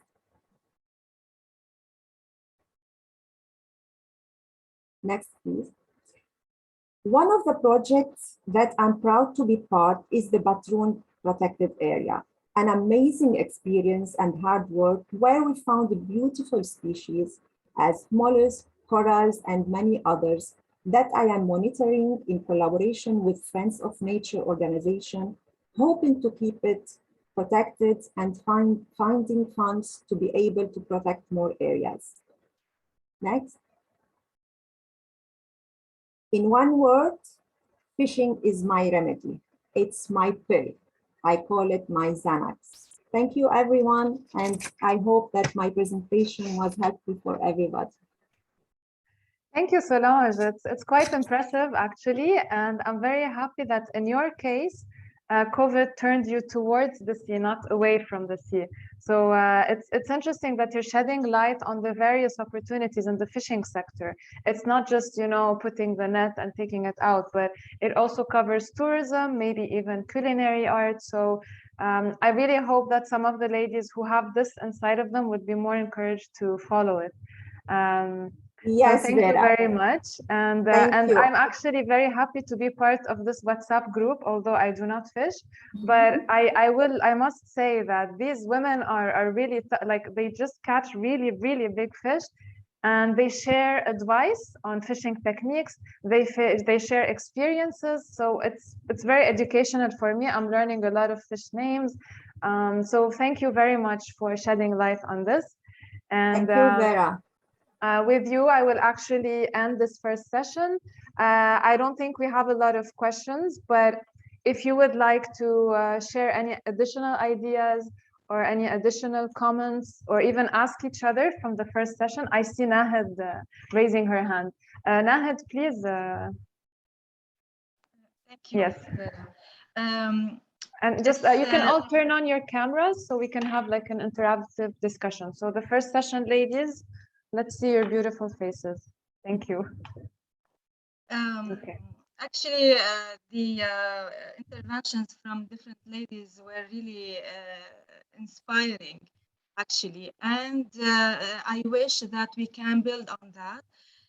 Our main goal in this webinar shouldn't be about just laying out the state of art of the situation of women and the sea and the blue economy, but rather to pinpoint to the challenges and the gaps that are impeding women to excel and to develop. And in that direction, these gaps have been identified, but now how can we intervene and where to intervene in order to empower women and to decrease a little bit and wave away this injustice toward this soft gender. So from my point of view, I see that the legal personal status that we find ourselves in is impeding us a lot, because women find themselves chained down to many duties and to too little empowerment and decision-making ability that makes it impossible for them to develop in an easy way as it's encountered with men. So in this regard, I would like to address my demand to Mrs. Aoun, who is our voice at this realm of the political society, where we can push forward to empower women at the legal statuses. Just yesterday, one female deputy member at the electoral law discussion committee, she withdrew from the meeting because the male deputies refused just to discuss the issue of assigning a specific quota to women at the electoral law for women. And so this struggle is ongoing, and men are resisting this change towards giving or empowering women and letting them work in a more friendly environment and less hostile to them. So let's hope that our voice and our description, assessment of the situation doesn't go just as a salon for discussing our struggles. At the contrary, I'm very happy to see women. They are not complaining. They are telling the world that we are powerful and we are skilled and we are willing to develop further. But this has to be from different interventions. That is from top down and from bottom up. And I believe that this has to be forced and given momentum by laws, because otherwise resistance from the men perspective is very strong. So thank you for hearing me out. I think you are speaking for all of us when you mention the discriminatory laws and the uneven treatment. And I really hope that Mrs. Claudine is listening. I believe that she is. So thank you very much. And there is a question to Natalie in the Q&A. They are asking you what sort of certification you provide to the graduates, and are you registered in Lebanon or abroad? Yes, thank you, Vera. Yes, as I said at the beginning, we're accredited by the Ministry of Public Works and Transport. So basically, once they graduate from us, depending on the program that they're enrolled in, whether it's in the deckhand or the steward or the captain, and then they would be, it is accredited worldwide, and they get the license after completing their sea service. They get their license from the Ministry of Public Works. And since Lebanon is considered a white flag up until now, So basically our certificates are international, and we are affiliating with, we just affiliated with Lycée de Mer in France. We affiliated with Malta Maritime in Malta, and currently we're working on the MCA accreditation, which is by the UK. So I hope I answered that question. Yes, I think you did perfectly. Actually, I have a question, or rather a comment from the chat, the Q&A box from Mrs. Hallie McCoy. She's saying, thank you, ladies. This is very informative. I'd be curious to discuss more what is most needed right now in the sectors you are all working in, either advocacy, funding, policy reform, electricity, etc. So I will ask you very quickly, each one of you, to say one word or two words about what you think is most needed. I will start with Solange, and then I will list you all. So just give me very briefly what is mostly needed in your sector. So in the fishing sector, Solange. What is needed from my point of view is more women to fish, to teach more women to fish, because I believe everyone has a passion, but they didn't have the opportunity yet to do it. So by making a fishing school, an accredited one, maybe to find funds or an organization or I don't know, a school that give us the accreditation to do it. So it will be wonderful, especially for the new generation and for women. Okay, thank you. Noted. Lucy, what is most needed in marine archaeology? Very briefly, please.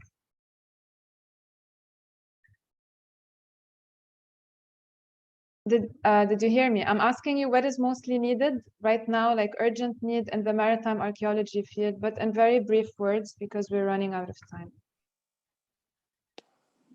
Well, actually, it's just about what I said in my presentation. We need more capacity building. We need an enforcement of the laws. Lebanon has ratified the UNESCO 2001 convention. However, the penal side of the laws hasn't been applied yet. So we're facing a big problem as to the looting of antiquities, but also the coastal urbanization. And therefore, a lot of sites are being threatened. And this is why we need to build capacity in order to document these sites before they completely disappeared. And I do agree with my previous speaker that encouraging women to do that makes it more efficient. I'm sorry to be blunt, but this is what I think. Thank you. Nahad, I believe your question. Yes, I believe you already highlighted the need for reforms in law, so I will not ask you again. Dr. Fifi, I don't know if you're hearing us, but what do you think is more needed? I know you already highlighted political advocacy, so I will re-emphasize this. But if you would like to add something else on what is mostly needed in the conservation, the science, the research realm. Absolutely. It was highlighted the empowerment of women, the laws pour renouveler les lois. Il faut financer les associations. Par exemple, nous avons l'école de pêche. Il faut financer ces projets. Il faut qu'il y ait plus de contact entre les ONG et les gens qui travaillent dans le secteur. Et c'est ce que vous avez fait, vous nous avez mis en contact avec d'autres personnes. Ça, c'est tout ce que j'ai à dire. En plus, le quota qui a été refusé au Parlement, tous les partis politiques, malheureusement, dont on parle au nom de ces partis, ont voté contre. Et ça, c'est malheureux. Le dit, c'est quelque chose, et le fait, c'est tout à fait autre chose. Très vrai. Très vrai. Thank you.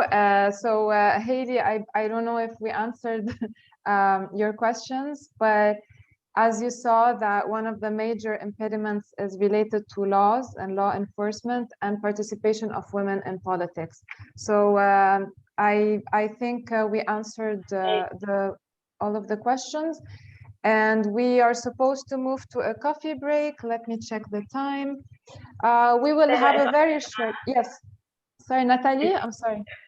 Yes, concerning what do we need as women also in the education part, Yes.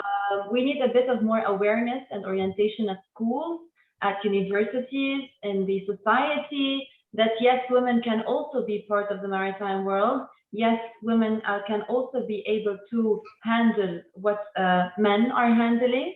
And by experience of our students, they do it much better. I think all of you ladies were a testimonial of that. I hope that we have the men giving us this perspective, so we wouldn't be speaking of ourselves as women, but that men would also highlight that women are indeed more efficient in several fields. So on this note, thank you very much, ladies. You gave very interesting presentations. And Haley is also thanking you very much. And I think we can take a 2-minute or 3-minute coffee break and we can initiate our second session. So thank you all very much and see you in a few minutes.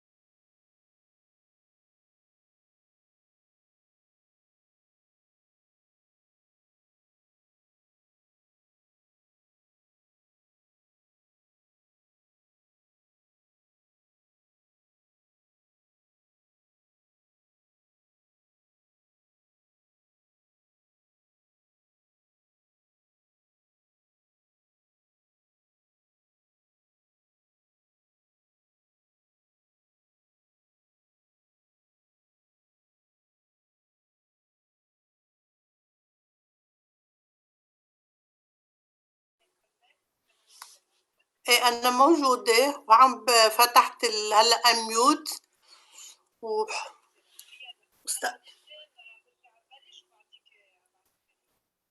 أوكي لا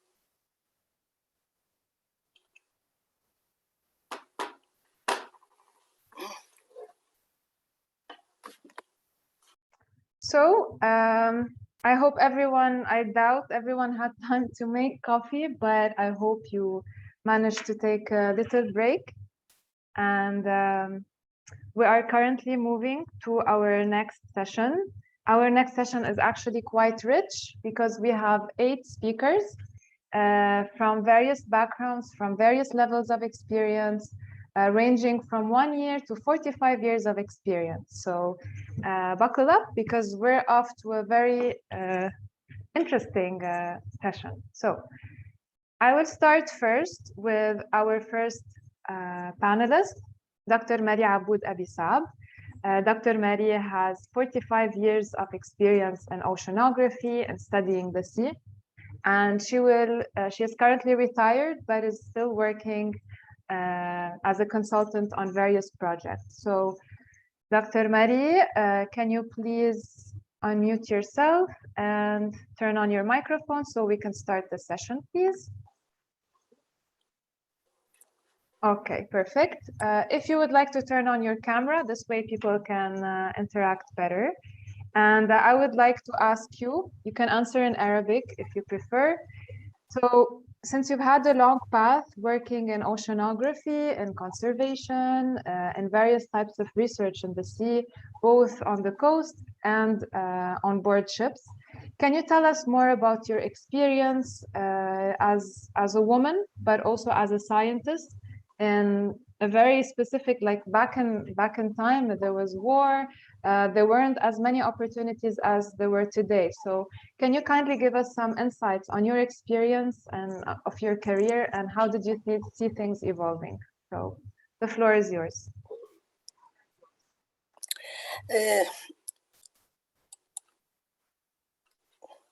You can speak in Arabic. إذا بتحبي تحكي عربي تفضلي فيك تحكي بالعربي. تفضلي. بدي احكي بالعربي. اول شيء بدي حيي جميع السيدات اللي موجودين معنا وبتشكرك فيرا كثير على الاهتمام. من خلال كل هالتجربة اللي عشتها بالبحر وبالتدريس رح حاول أقسم هالمشاركة لعدة أقسام. أول شيء في بعض الفاكتس يلي خلص بستنتجيهم من بعد هالخبرة. أول شيء بدنا نفصل بين عالم البحار وبين اللي بيشتغل بالعلوم البحرية. عالم البحار يعني هو مثل صياد السمك، هو رجل البحر. ما فينا نشتغل بالبحر إلا ما نكون بالسفينة وعلى البحر وبالباخرة. تاني حقيقة، أول شيء في دوار البحر يلي بيسموه سيسك مال دمار. في رجال بيصير لهم مال دمار ما فيهم يشتغلوا أبدا بالبحر، وفي نساء بتشتغل بالبحر بكل نشاط وما في همها شيء وبتشتغل. شغلة الثالثة إنه ما فينا نفصل بين وضع البلد ووضع المرأة بلبنان. لأنه وضع البلد الصعوبات اللي اجت من خبرتي اجت من وضع البلد، مش لأني أنا مرأة. هيدي كذلك الأمر. وآخر ملاحظة كمان إنه الأبحاث العلمية هي عندها 3 ركائز، بدها الموارد البشرية، بدها المختبرات، بدها التجهيزات. ولكن بدنا نشتغل بالبحر صار بدنا مركب. هيدي رح حاول بكل مراحل حياتي. أول شيء بالنسبة للجامعة لاحظت إنه بلبنان علوم البحار ما بتشكل إلا 5%، بينما بغير جامعات بالدول العربية وبأوروبا بيعملوا ليسانس من أول ما بتدخل على الجامعة الإنسان في بلش بعلوم البحار. شغلة تاني إنه بلبنان ما فينا نعطي شهادة دكتوراه بعلوم البحار. بلبنان بس في علوم الآداب وعلوم القليل. اضطريت روح على فرنسا من شان أعمل هالاختصاص. وكمان منشان أعمل أول شيء تروازيام سيكل بسموه الحلقة الثالثة اللي كانت بفرنسا، شاركت ببعثة على الجولف دو غيني، وهنيك كانت أكبر تجربة بالبحر. بدنا نعيش بالبحر مدة شهر، بدنا نشتغل على طول كل 8 ساعات، كيف برنامج البحارة بدنا نتبعه. بصرف النظر كنا بالمحيط، البحر قوي، البحر ضعيف، البحر رايق، الأحوال الجوية ما بتسمح، الشغل لازم يمشي لأنه في برنامج لازم يتنفذ بوقت محدد. بصرف النظر كمان عن ظروف المرأة الفيزيولوجية، يعني كلكم نساء وبتعرفوا هيدي كانت ما كلنا هيدي بدنا نتخطيها، وبدنا نحاول كنا نشوف كيف بدنا نعمل مشان نتخطيها يضل الشغل ماشي. بعدين بالنسبة رجعنا من هالبرنامج شهر، كان بدنا نشتغل بالمختبر، لأنه بالمختبر في أبحاث وفي بدنا نكمل كل هالعينات يلي جبناها. بالنسبة خلصت أول دكتوراه، رجعت لتاني دكتوراه، هي دكتوراه دولة بسموها. بهالدكتوراه دولة اقترح علي أستاذي بفرنسا إنه أعملها بلبنان، يعني أدرس بحر لبنان، لأنه بحر لبنان ما في دراسات أبداً عن العلوم البحار إلا قليل كتير، وهالعلوم يعني في فرق كتير بين البحر المتوسط الشرقي وبين البحر المتوسط الغربي. بلشت، كان علي بفترة حرب، كان علي أوضع على البرنامج، كان لازم روح على البحر، لازم جيب العينات، أعمل الشوفير، أعمل الريسيرشر، أعمل كل المهمات اللي لازم يعملها، لأنه ما كانش في مساعدين، البادجت قليلة.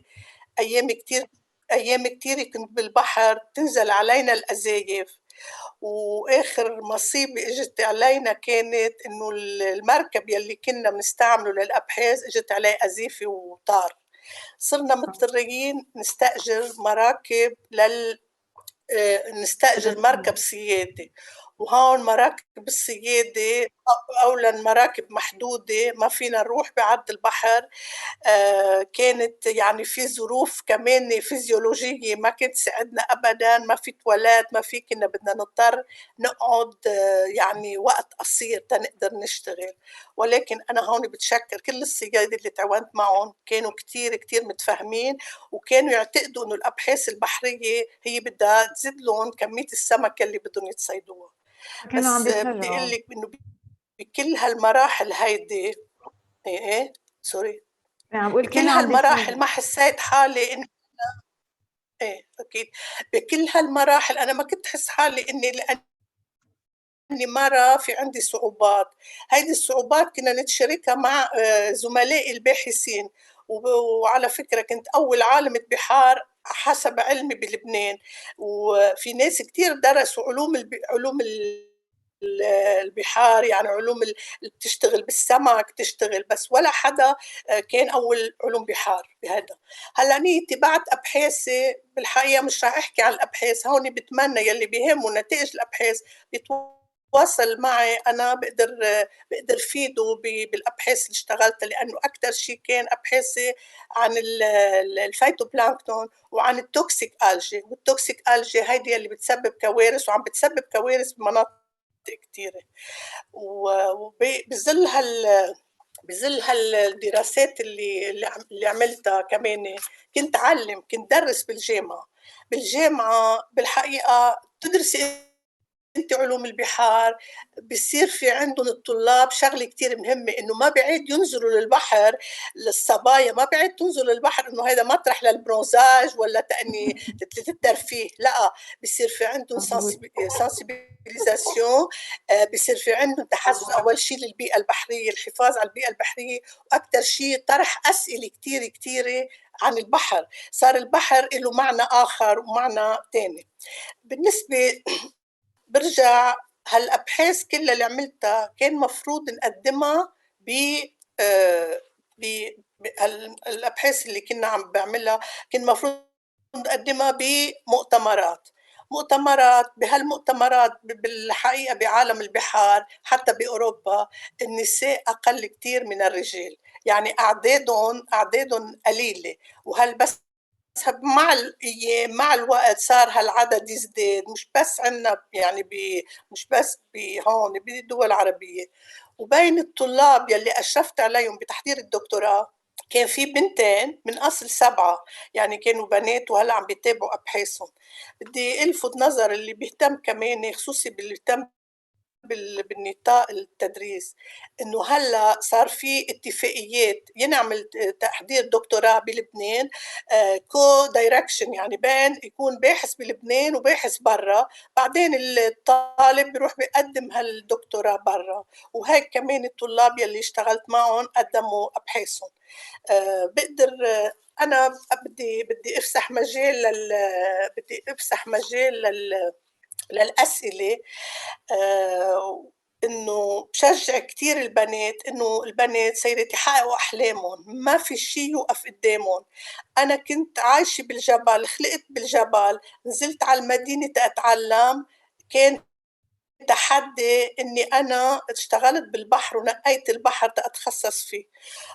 وكنت رحت على الجامعة، كان هالكورس اللي عم ينعطى كان أول كورس عم ينعطى بالجامعة اللبنانية، كمان من قبيل الحشرية أخذته وكملت كل دراساتي بهيدا.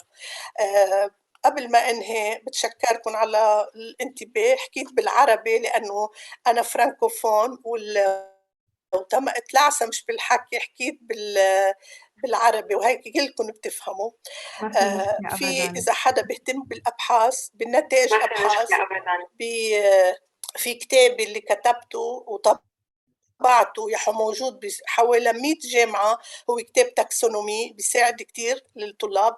وأنا هلأ بصدد تحضير كتاب تجمع كمان الأبحاث هالمدة كلها جمعها تيكون كمان هو الإرث اللي بتركه للأجيال القادمة. وبتشكركم، وإذا في أسئلة مستعدة استفهام. بتشكرتك كتير، ونحن أكيد بنفتخر إنه في عنا رائدة بعالم علوم البحار بلبنان. صحيح إنه كانت مسيرتك صعبة، بس مثل ما قلت إرثك، يعني أنا بعرف بالدراسات والأبحاث اللي أنا عملتها اسمك دايما بيطلع وين ما كان، يعني فبفتخر بهيدا الشيء.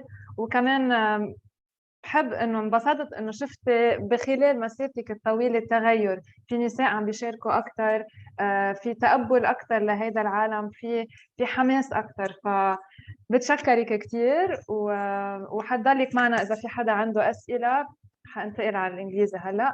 If you have any questions for Dr. Maria Aboud about her research or about the different struggles that she's had, please share them in the Q&A box. So, moving to our first man in the panel, Mr. Rami Boujawde. Mr. Rami is the Deputy General Manager of at Beritech. If for those of you who are not familiar, Beritech is an innovation and entrepreneurship support organization, and he will tell us more about the role of incubators, innovator hubs, and startup accelerators in supporting careers, maybe in the maritime sectors, but also in general. So, Rami, are you here with us? Can you kindly turn on your microphone and your camera? Thank you. Hi, Vera. It's great to be here. I'm very happy to have you on board. It's a very inspiring session from the start, and I learned a lot of new things. So thank you for all the participants who shared their experience. So that's great. So to move directly into the subject, so Beritech is an entrepreneurship support ecosystem. We work with innovators, young people, youth, mainly university graduates, to help them stay and grow in Lebanon and grow their solutions in Lebanon to the world. So we are very keen on reducing brain drain as much as we can, working with them on achieving their solutions and growing. Over the last few years, so Beritech has been in the business of supporting entrepreneurship since almost 20 years, since 2002. And we started in the technology sector, which we all know that digitization across all sectors is important. I think some of your guest speakers also highlighted digitization in the blue economy. And I think this is also very, very important and interesting to look at. So through the period of our work, we started working in multiple sectors. And namely, we started working in the green economy, and we've touched on the blue economy, and we've worked a lot in circularity. So Veritech works in the ICT sector, and it became like a horizontal support across the board. We've started a program into the agri-food innovation. It's an accelerator called Agritech that has been 4 years into operations. We work in the clean tech sector on water, energy, waste, and transport, which also touch on the blue economy. And we work in social scalable innovation, where it could also touch on the blue economy in terms of, cross-cutting actions where it could help in job creation, environmental solutions, and so on. Through those verticals, one more thing, we have our own programs on women empowerment and women entrepreneurship. We have a couple of tracks that were mainly focused on women entrepreneurship and are more generic to attract many women. But we do integrate a lot of empowerment for women that go into our program. And you've highlighted, I think, in your presentation that Lebanon has 20% women entrepreneur, at least you highlighted Beirut being the city or the place where most of the entrepreneurship take place. And I think Lebanon has one of those higher number, especially when you talk into innovation in science, engineering, and tech. This space is also, as the blue economy is usually man-dominated. So we're happy to see those numbers increasing. And I must say, a lot of the women entrepreneurs we work with are the ones who drive, who wants to achieve, focus, are coachable, and get there. I think it's just about ensuring that they get the right opportunities and the right drive to get there. I wanted to ask you in more like concrete aspects. So if a lady comes to you, or a person in general, and they tell you, I have this idea, I want to make it happen, how do you concretely help them? Like, do you offer funding, or do you help them find funding? Is it more like you offer them a space? Do you guide them through the business model? So can you tell me in more concrete terms, what do you do to help them? Sure. So basically, when it comes to entrepreneurship, we work across the value chain. So we have people who come at an idea stage, that come halfway through, or they come at a later stage where they want to go international. And at every stage, we go through a flow. So for people who come with ideas, usually we run a number of activities called hackathons, ideathons, etc., where we open up challenges for people to apply. And that during that weekend, usually, or a week, when we moved to digital, we started spreading it over time.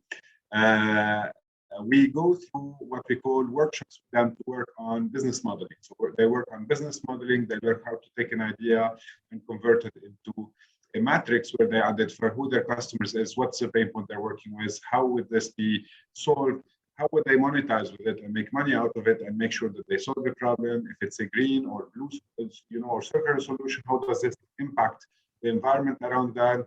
Hitting, the three bottom lines of impact: social, environmental, and economic, ensuring that we're there to take and support those entrepreneurs. Once they get through this, usually they go into programs, and in the programs they have access to a co-working facility where they can, work on their solution and be surrounded by a number of experts in the team and so on.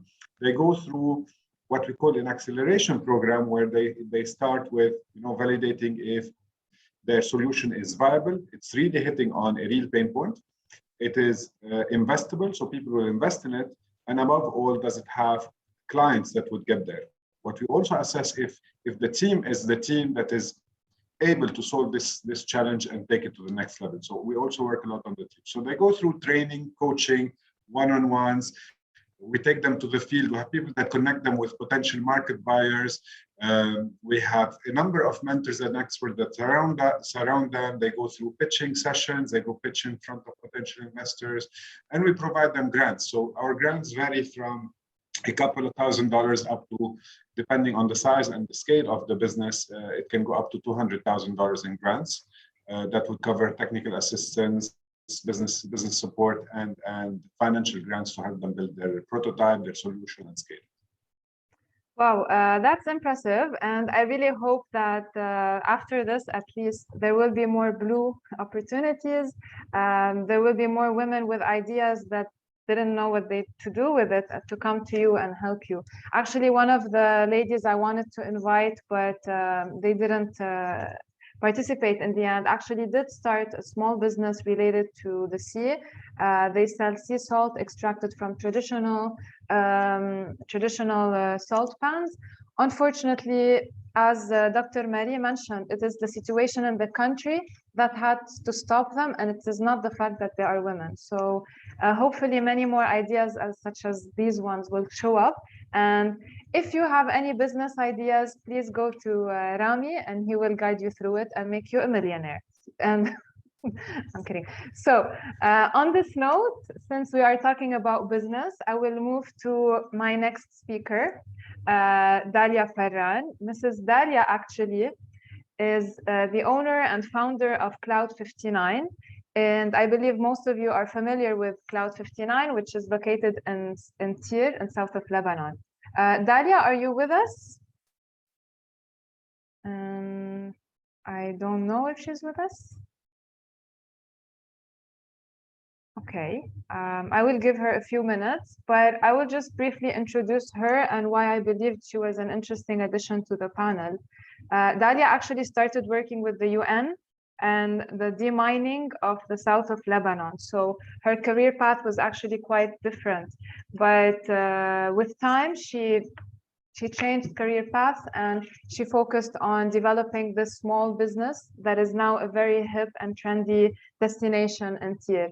So if any one of you, most of you actually have been there probably, she is the lady behind it. And I will try to contact her personally, but until then, perhaps we can move to our next speakers.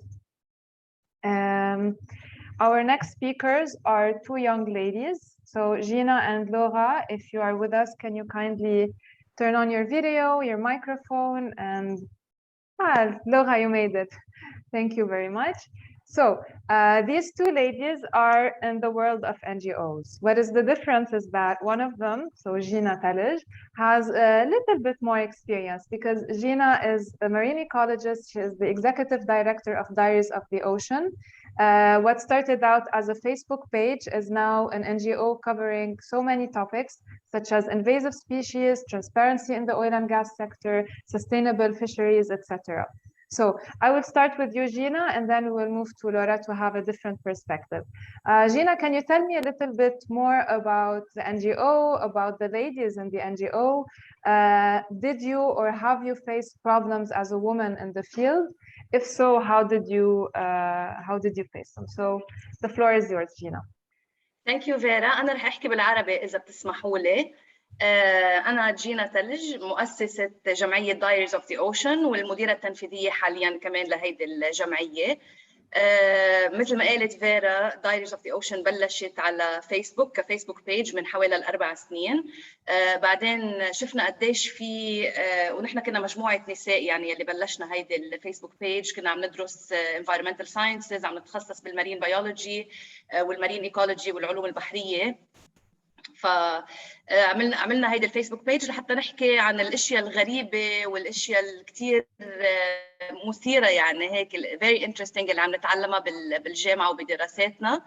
هيدا الشيء فرجانا قديش في العالم عندها عطش لتعرف اكثر عن البحر، لانه نحن بلد صغير ومعظم الساحل يعني معظم في عندنا محل كثير كبير، مسافه كثير كبيره من البلد على البحر، بس ما عندنا هالكونكشن مع البحر. في كثير اشياء ما بنعرفها عن البحر، ما بنعرف شو عندنا سمك، ما عندنا علاقه كثير قويه مع البحر مثل ما بنشوف بغير بلاد مثلا عندهم ساحل طويل.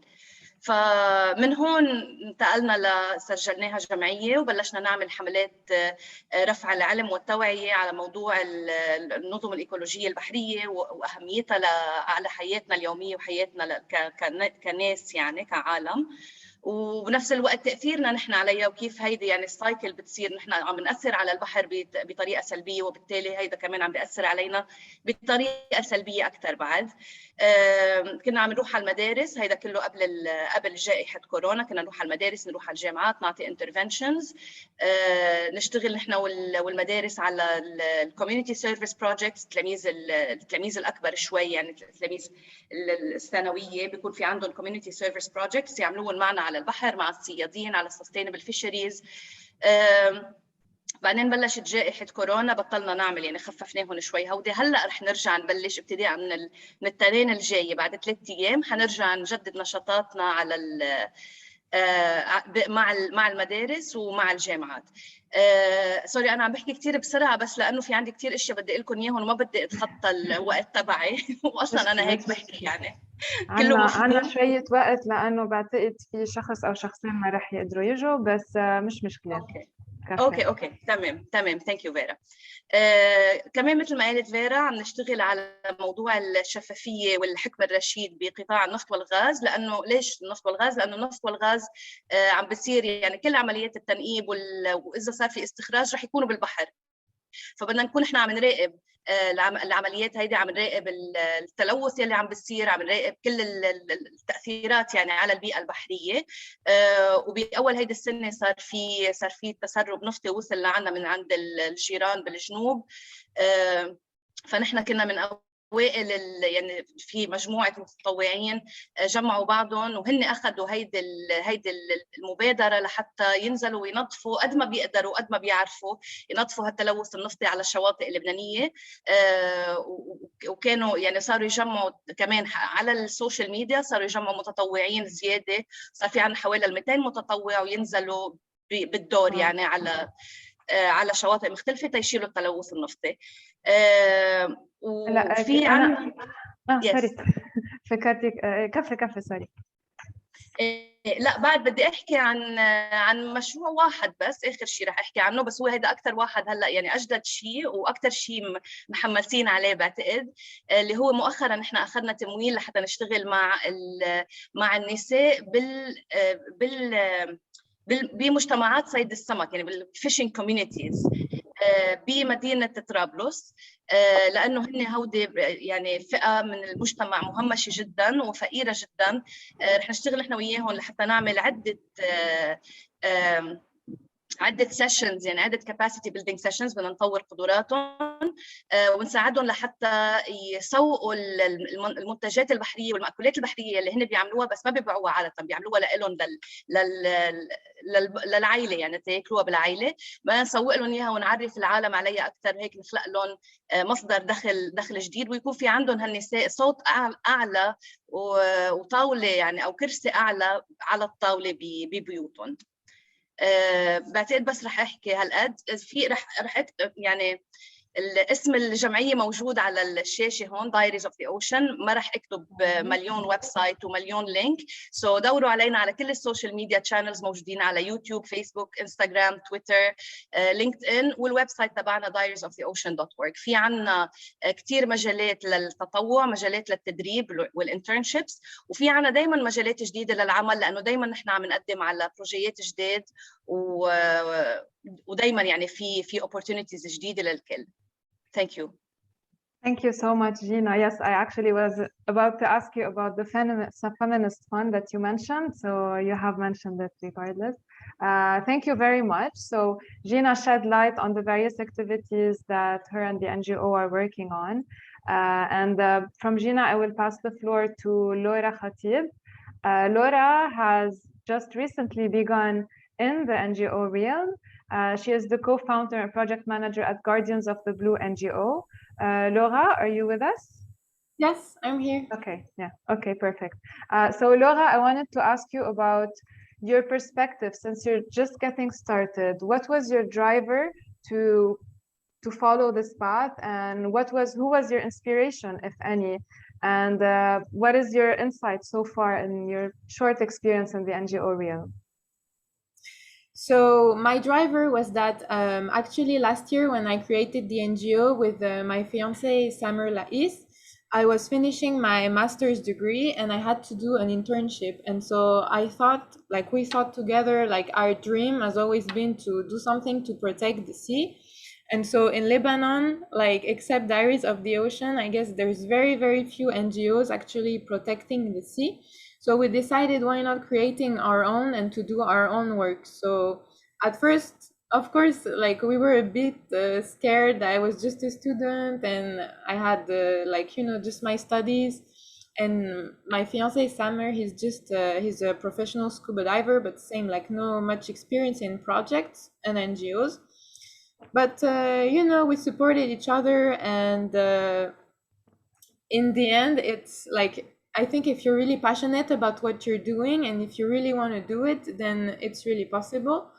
And it's important to support, also to get support from your family, from your friends, each other, you know, like people who have insight. I contacted a few people who like helped me go through this and, you know, manage projects better.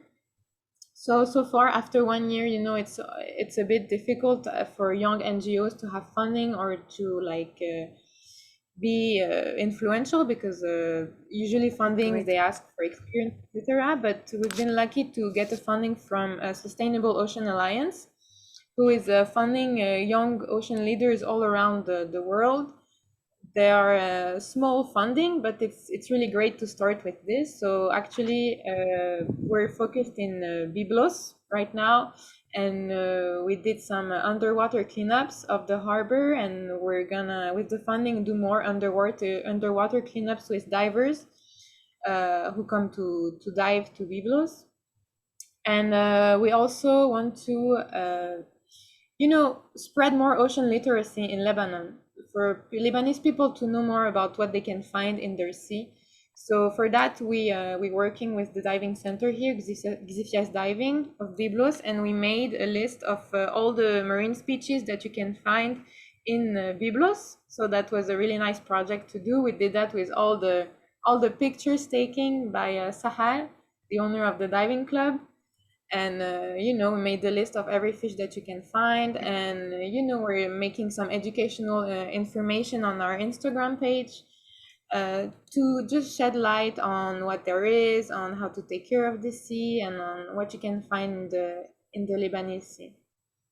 Thank you very much. Actually, I think this is an opportunity for you to get in touch with first Gina, who has a little bit more experience to guide you, but also the many female researchers in the group and the experts in the various fields. So if you would like to shed light on, for example, marine archaeology or a specific species of fishing, you know who to talk to now. Thank you very much, Laura. I wish you all the best of luck. I know it's not an easy period to really kickstart an NGO, but you will make it, I'm sure. And also thank you to Sahar. Actually, Sahar is another impressive case study, let's say. Sahar is a nurse, but she is also an owner and the founder of a diving club in Byblos. So Xifias is the name. Yeah. She wasn't with us today, but I wanted to also highlight her existence, let's say. So thank you, ladies, very much. I will go back to Dalia. Dalia is back with us. So Dalia, you can turn on your video, and thank you. Welcome, Dalia. So hi. Yeah, we all know Cloud 59. We've all been there. We all love it. But I would like to ask you on how you got there. Like, how was the idea born? What was the background? Because I realize in the south of Lebanon and here, it's not very easy to start such a business, and maybe a little bit of background on your previous experience. So please, the floor is yours, Dalia. Hi, Vera. Thank you for this opportunity. I started Cloud 59 18 years ago, or 18 seasons ago, in 2004. Back then, I was still with the United Nations in the mine action field, landmines and unexploded ordnance. I was working with them. So I was doing Cloud parallel to my work with the United Nations for like 7 years. Then I resigned and I continued my work at Cloud. My beginning was tough, but also it was just happening, because I started Cloud because I basically, for two reasons. One was financially I needed money, and two was there was so little things to do in Tir, in Sur, where I live, my city. So the combination of these two made me think of what can I do to for these two things, for these two reasons. And basically I was like thinking, what do I like? And I like the sea. What do I like? Oh, I love the sea. And then fisherman wasn't really an option to be a fisherwoman because it won't neither give me the money, it will give me pleasure, but not the money. So then it was like an eureka moment. I was like, why not open on one of these shacks on the beach that we used to go to when we were children? But the challenge was Dalia, it was I'm all sorry men. to interrupt you, but it there's windy? a lot of wind. Yes, so Yeah, just it's for the windy. interpreters so they can translate properly. Of Thank course, of course. Okay. And if I'm going too fast, please let me know. No, So I'm gonna do like this because it's a bit breezy here. I'm at cloud right now, as you can see. Beautiful. You muted yourself. Okay. I didn't, but I think it's working now. Can you hear me? Yes, All right. yes, go ahead. So basically, it was all men business. It was family business. It was all men. And you know, it's a public beach. So although we're private businesses on the public beach, but it's open for all possibilities and all. You don't have your space where you can just like work it as you like. There's many variables. So first, I got the support of family and friends, which was necessary to go into this venture or this adventure. And then I took some loan from my salary to be able to do the startup at the beginning. And I started. It was difficult to accept. I was 23 back then. So it was difficult to be accepted the way I am on the beach. So there was kind of love and hate relationship. So people were like, oh, she's doing things differently. But at the same time, they felt scared. And so that caused me some problems as a startup. But with time, I believe I've overcame these. However, from the first year, it worked out. Not like now, of course, because you learn. And I had zero experience back then in food and beverage. Now I work as a consultant for food and beverage. So yeah, that's how I started. And every year I created a challenge to myself. I think the wind is less. Can you hear me properly now? Yes. Yeah. So every year I created my own competition because there was really not a real competition to make me like to basically to be able to evolve and to be able to develop the business. So I was like, what if there was someone like doing things better? What can I do? And I invested every year until, and I still do until we're here now, and people come from all over Lebanon. And the world. And the world, many would come like, hey, we came all the way from Los Angeles. Oh, we came all the way from Brazil. Oh, we came, many people from Africa as well.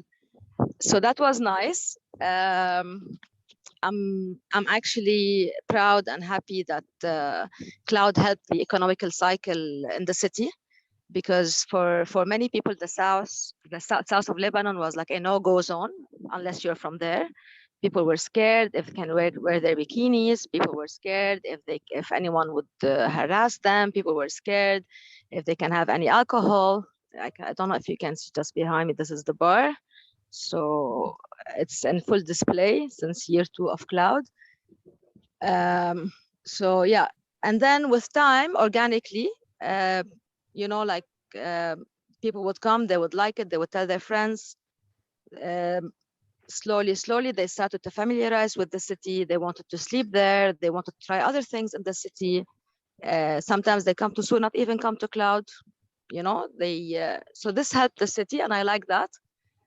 So we can say that you were partially leading the cultural change in Tir, in Sur. I hope so. I believe so. I believe so, because it really starts from a small place.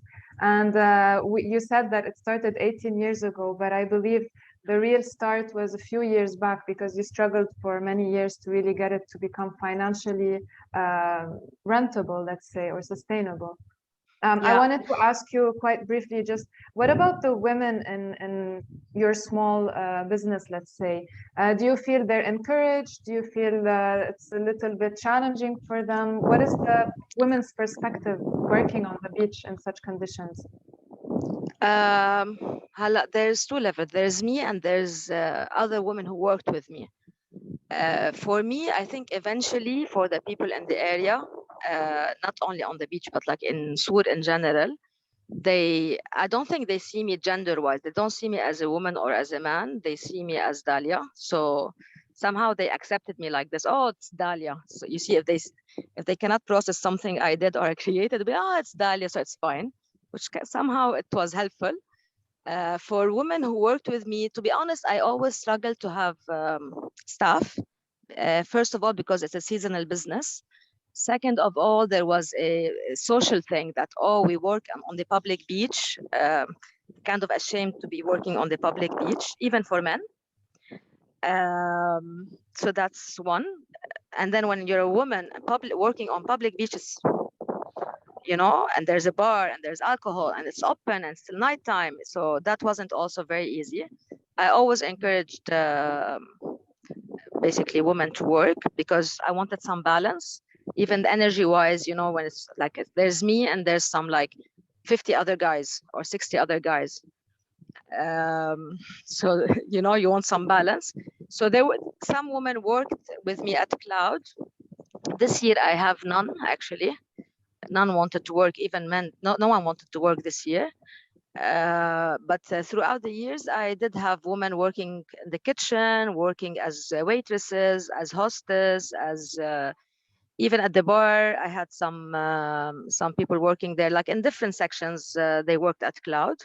But this year, anyway, there was difficulties in basically finding the staff. I think these 2 years are not really a reference for any of the No, they're not. No, but they're not. Yeah, sorry. As for the start that you've mentioned, basically, Vera, from maybe the second year, I started to have people coming for the first time to TIR. But there was no social media back then. And I was also, you know, juggling between my work at the UN and my work at Cloud in the summertime. But then when I resigned from the UN end of 2009, and then combined with the social media, the little secret was no longer a secret. So everyone knew about it. And that's how you've heard about it much more than before. Lucky for us. Thank you very much, Dalia. Thank you. I'm very excited to go back to Sur. I'm very far from the sea at the moment. Thank you very much. And from Dalia, I would like to move to our next speaker, Mrs. Bisar Sleiman.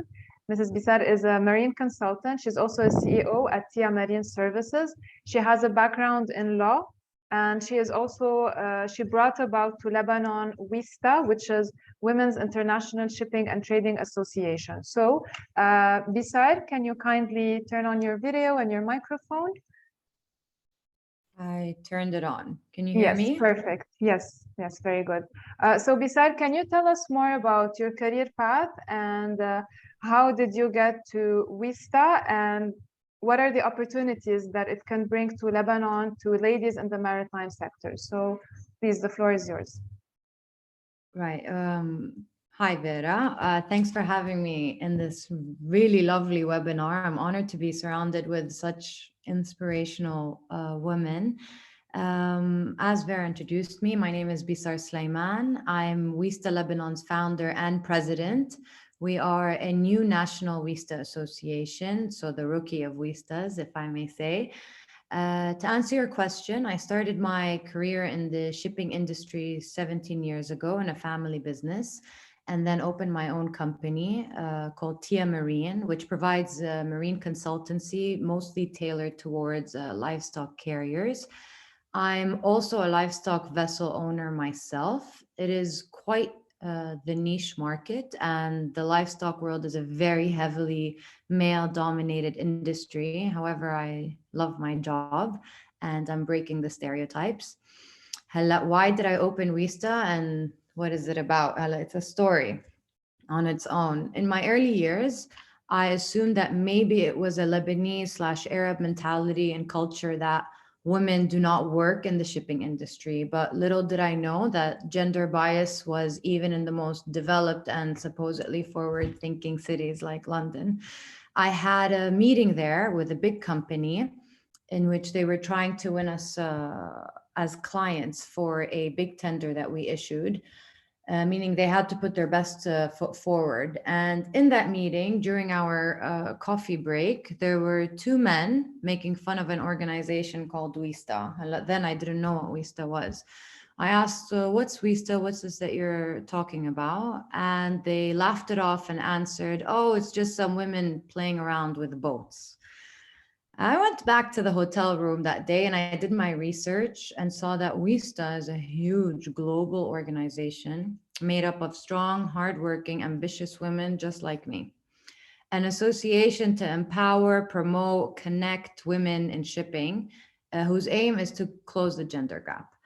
So I had two feelings simultaneously fighting each other. One was happiness to have found like-minded women trying to make a difference. And the other was frustration that these men who need my approval to do the business had the audacity to make fun of women that represent me. FYI, they didn't win the tender, but not because of those reasons, even though it kind of made me happy that they didn't win the tender. WISTA, what is it about? WISTA was established in 1974. It's a global organization connecting female executives and decision makers around the world. WISTA International serves as a connector for its network of more than, I think now it's over 4,000 female professionals from all sectors of the marine industry. Over, I believe it's 54 countries now, if not more, support a national WISTA association, each of which in turn is a member of its,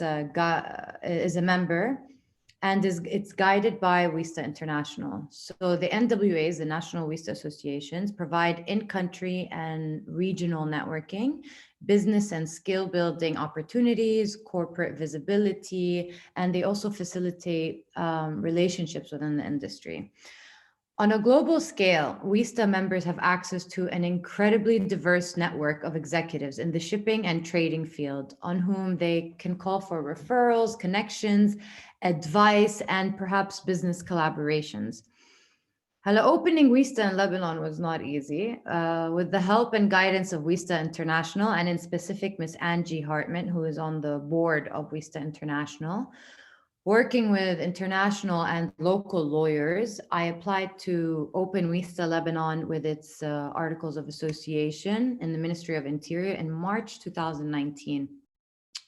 It took over a year and a half of overcoming extreme obstacles, from going through political strife, an economic crisis that drastically devalued the Lebanese lira, extreme and unprecedented capital control by the banks, oil, medicine, food shortages, a revolution, garbage crisis. I'm sure everyone knows what's going on in Lebanon, daily electricity cuts, dealing with a pandemic, and above all, a horrific and cataclysmic explosion that destroyed the city. And despite all that, I'm proud to say that I've opened WISTA Lebanon with 13 strong, united, and work-driven women. Wow, this is amazing. I wanted to ask you if this, you say it's open for women in maritime industry. So, for example, the ladies who are with us today, are they eligible, or they have to be more into the shipping sector? It's shipping, trade, and logistics. So okay. A lot of the women within this webinar are eligible to join the association, and I welcome them to contact me. If anything, I will be contacting them if they're interested in joining. It really is a great networking association. Well, this is great, and if this contact happens, I think we would have achieved many of the webinar's goals and targets. Thank you very much, Bisar, for an inspiring speech, because I think the situation, as you mentioned, is very, very bad, and yet despite that, you were confident enough and positive enough to go through with it. So thank you for that, for giving opportunities for that many ladies, and opening the horizon for them. So thank you, Bisar.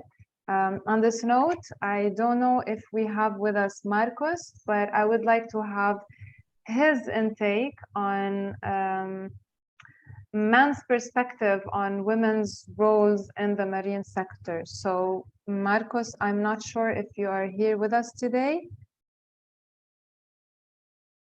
Did anyone see him? Did anyone hear him? Okay. He's fishing, Vera. Actually, he's probably lost underwater. Well, I will speak a little bit on his behalf, because we've had a discussion on this topic since he is not able to connect. So Marcos is a marine biology expert. He has worked with ministries. He has worked with many organizations, both in Lebanon and outside. Mrs. Claudine is nodding because she has also collaborated with him on several activities, I believe related to fishing, if I'm not mistaken. So perhaps you can also tell us more about that.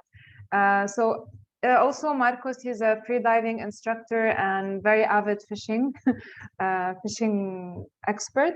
So I remember that we were talking once and he did mention that fishermen consider themselves as owners or dominating the sea. So any person, not just any woman, who comes to be in their territory, they're gonna be really hard towards them. And I think also Gina probably has faced this issue because she works a lot with fishermen. And I just wanted to see what his perspective was on how fishermen treat or view women who are involved in the sea. Mrs. Claudine, perhaps you can shed light on this since Marcos is not present. Can you tell us more about your experience with fishermen as a woman, perhaps? As a woman, هحكي عربي معلي؟ Yes, of course. اوكي. أكيد، تفضلي.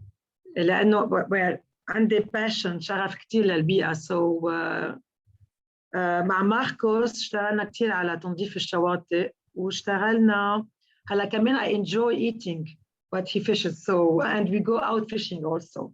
اشتغلنا كتير على حماية الثروة البحرية، على المحميات. في قوانين قطعت بالمجلس النيابي، في قوانين بعد ما قطعت، واشتغلنا مع وزارة الزراعة بالبترون تنرجع المعهد يلي كان كتير فعال وكان ينشط كيف رجع سكر، وكمان بده نلاقي له بادجت تيرجع يفتح. يعني كل المواضيع اللي حكيتوا فيها يعني تقريبا. وكمان عملت بزيارات لكل البورات مع كل مشاكل كل بار عم بيواجهها. وعندنا في انيشيتيف طلع فيها ماركوس، ورحنا عند وزير الاشغال وجربنا نقنعهم يعملوه هو على الشواطئ العامه تنقدر نسمح للناس تقدر تروح مع عيالها يتمتعوا بالبحر. كمان كنا نقترح كنقابه الغطاسين نحط ديفيليه تنحمي اذا بدكم نحمي شطوط من الزباله اللي عم تجي اوقات من مناطق. هيدي بعد ما توصلنا لها بدنا كمان وزاره تساعدنا، وزاره النقل العام. في كثير انيشيتيفز، وريلي بدي اشكركم على هذا الايفنت، وفيرا فريمون على البروفيشناليزم تبعك، وكل السيدات اللي شاركوا معنا انسبايرنج. يعني ريلي بقى هلا بدنا نستتبع العمل تنشوف شو عايزين ليجل ريفورمز تقدر الهيئه الوطنيه بموقعها كهيئه استشاريه للحكومه، وكمان بالتواصل اللي عندها اياه مع مجلس نيابي نقدر نقترح يلا تعديل بتلاقوه ضروري تنقدر ندفش بالبلو ايكونومي. وبنرجع كمان رح من بعد ما سمعتكم وتعرفت عليكم كمان definitely we have to do some awareness campaigns تيوصل الصوت لأكثر عدد ممكن من الرأي العام. Thank you so much. شكرا كثير مدام كلودين، وبتشكر انه بقيتي معنا للاخير. بعرف وقتك ضيق وبتكوني مشغوله، فميرسي كثير لانه بقيتي معنا ولانه تسمعتي. ومثل ما قلت بنتمنى انه هذا اللقاء مش بس يكون لقاء عم نخبر اخبارنا، مهم نوصل لنتيجه. بالاخير انا حضوي على كم موضوع بتمنى انه نتابعه وان شاء الله نقدر نطور هذا المجال. So I will move back to the presentation, and our last but not least speaker is coming all the way from Trinidad and Tobago. She is currently working between Sweden and Norway. Sarah, can you kindly turn on your video and your microphone? Do you hear me? Yes? Fine. Yes, perfect. Welcome, Sarah, and thank you also for sticking with us to the end. I would like to ask some questions about your path. I know you started in urban planning, you have worked with public sectors, with private sectors, you've moved to maritime spatial planning, and currently landed the position of research fellow at the World Maritime University. Can you tell us about what are the challenges you might have faced in these various institutions and how you managed to overcome them, and with a particular interest on women? So the floor is yours. Great, thank you, Vera, and thank you so much for inviting me to participate in this event. It's been quite interesting and inspiring to listen to your countrywomen and men give their experiences. So, like you said, I'm a spatial planner. I started on land, but have now moved to the sea. Really, I like to tell people that I have one foot on land and one in the sea, because we can't talk about issues at sea without considering what is happening on land, because they're interconnected. And essentially, I've moved from the public sector in Trinidad to more private sector here in Northern Europe. So I would say in the public sector in a developing country, the issues that we face, are those related maybe that you're familiar with. So archaic management practices, very old ways of doing things. I guess also there's a lot of corruption. Then there might be other things related to very strict ways of working. For example, you must come to work and work between 9 to 5, you must stay at the office. So, I mean, there's been that part of it. I would say that how I manage is that day to day, you just think about what you do. And in planning, I say we plan for people. So we think about the good that we're doing and that we're bettering people's lives every day. Regarding gender issues, I would have to say I've been fortunate that I have not been discriminated against based on my gender in any of the jobs I've had, both in public or private sector. So in that regard, I've been very fortunate. And I'm very happy that, I've not so far had to deal with that in my career. And can you tell us more about your current position in the World Maritime University? You mentioned some capacity building, so perhaps shed light on that. So within the World Maritime University, I am working in a project funded by the Nippon Foundation, and it's called Closing the Circle, and it's about research on marine plastic pollution, sargassum, and marine spatial planning in the Eastern Caribbean region. And if you're a bit lost, the Eastern Caribbean region are a group of tiny islands south of Puerto Rico, north of Venezuela, in the Caribbean archipelago of islands. Essentially, what we're looking at is developing marine spatial planning so that these islands can take full advantage of the potential of their ocean economies. So it's using maritime spatial planning as a tool to develop the ocean space in these islands in a sustainable way. Next year, we plan to develop capacities for marine spatial planning, because capacity is a huge issue in these small islands. Not a lot of people have certain skills that are needed for blue jobs. And at the very basic level, even to plan a maritime economy. So that's where we will start. Ironically, I don't think it was planned, but within this research project, it's all women. And that just goes to show that we can win in a competitive recruitment process. We have the skills and the knowledge to win and come out on top. And I'm very certain of that. And having known you, I'm very sure that you will excel. I'm very happy that you managed to reach this top level position in the World Maritime University. Thank you so much, Sarah. Thank you for staying until the end, for sharing your experience, both on land and in the sea. So here I would like to open the floor for discussion. So perhaps the ladies from the second session, you can all turn on your videos and we can answer a few questions. Or I believe I've seen someone raising her hand. Perhaps Dr. Fifi, you have raised your hand. So ladies, turn on your videos and thank you very much. Okay, Dr. Fifi, you had a question perhaps for one of the participants? إذا بتريدي أنا بدي أزيد شغلة واحدة. نحن بلبنان قادمين على مشروع التفتيش عن النفط والغاز بالبحر، وهذا خطر كبير من محلين. أول محل الاختلاف من قديش لنا حق نحن بالبحر، وتاني شغلة هي التلوث البحر، وثالث شغلة هي إذا بدينا بالتنقيب. نحن إسا ما عنا معلومات كافية عن البحر تبعنا، نحن معلوماتنا كتير صغيرة، يعني الريف تبعنا كتير ضيق وما عنا معلومات كافية. إذا صار في أي مشكلة بالنفط والغاز معنا ما فينا نروح على أي محكمة دولية لأنه ما عندنا داتابيس قبل ما يصير في أي تسرب أو أي مشكلة. بقى هيدي شغلة ضرورية كتير، هيدي مش بس للومن، هيدي شغلة لكل الناس، الرجال والنسوان واللي بيحبوا البحر، مش بس الصيادين واللي بيعيشوا من البحر، هيدي لكل الناس. بقى بنسمع كتير حكي، للأسف الحكي حلو كتير إنه الدولة والحكومة والوزارات عم تعمل، لكن لما بنجي على الحقيقة ولا شيء منه. بس بدي أقول كلمة، كل الأحزاب أيدت وطلعت لنا بالأخبار إنه هي مع الكوتا النسائية ومع المرأة إنها تتبنى، وكل الأحزاب صوت ضد إلا حزب واحد، حزب اللقاء الديمقراطي الوحيد اللي صوت مع المشروع، والبقية كلهم صوتوا بمجلس النواب. هذا عار على اللبنانية. بقى يا ريت بنخفف حكي ويا ريت بنشتغل أكتر. يعني أنا قلبي كتير كبير إنه في ناس مثل هاللي سمعتهم هلأ ديجان، يعني الدكتور ماري أبي صعب أنا وياها من زمان بنشتغل، بس ليجان اللي عم يشتغلوا هلأ بيكبر القلب فيهم، يا ريت يكونوا أكتر. وهودي البون اكزامبل، هودي الرول موديل، مش اللي بكتروا حكي علينا. Thank you so much.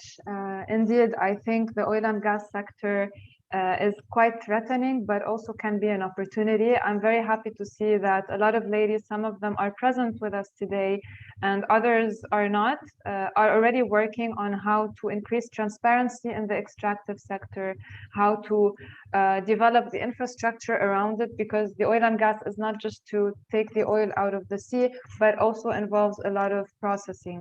So thank you very much, Dr. Fifi. I wanted to go back to Bisar. Bisar, I wanted to ask you more specifically, what does this association help how does it help young women? How do you believe it can support blue economy in Lebanon particularly? That's a great question. WISTA brings about several opportunities to young women. So we will be providing mentoring programs to offer industry advice, eventually offering work opportunities to assist women climb the career ladder. We'll be teaching women who are hesitant to negotiate salaries and ask for a raise. Our aim is to target schools and universities to raise awareness about the maritime industry, to show that girls and women that they can actually join this lucrative industry, that there is a place for them, to promote role models for women in the maritime and ocean communities that can inspire and attract younger generations to sea-related activities, empowering women to acquire skills necessary to achieve leadership positions and to break the glass ceiling. We will also be providing scholarships and internships so that they get a taste of what the shipping world is like. We will hold events, seminars, courses on gender equality, celebrating and discussing women in shipping, educate girls and boys on how to unlearn cultural gender bias. For example, from the smallest example, like the choice of words of like when a man is being assertive and ambitious, a woman is thought to be bossy. So as for the blue economy, I believe for the blue economy to flourish, it needs innovation and more networking, as in new ideas. Innovation is trial and error.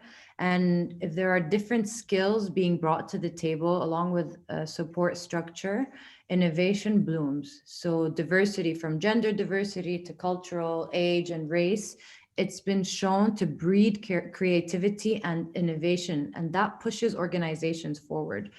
So diversity and women inclusivity is what WISTA is all about. Substantial research found that companies that have women in top management roles experience what we call innovation intensity, and they produce more patents by an average of 20% more than teams with just male leaders. So if that's not enough, there's more studies by Accenture that suggests that innovation is 6 times higher at companies where men and women are treated most equally. So as I said before, technology is the future for shipping.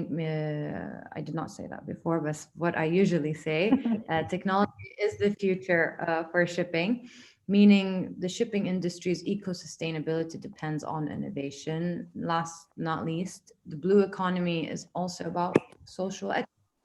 And that is also what WISA stands for. So think of the untapped human resources potential that females can have as an impact to the blue economy. Gender equality and ultimately reaching gender parity in the maritime world is important.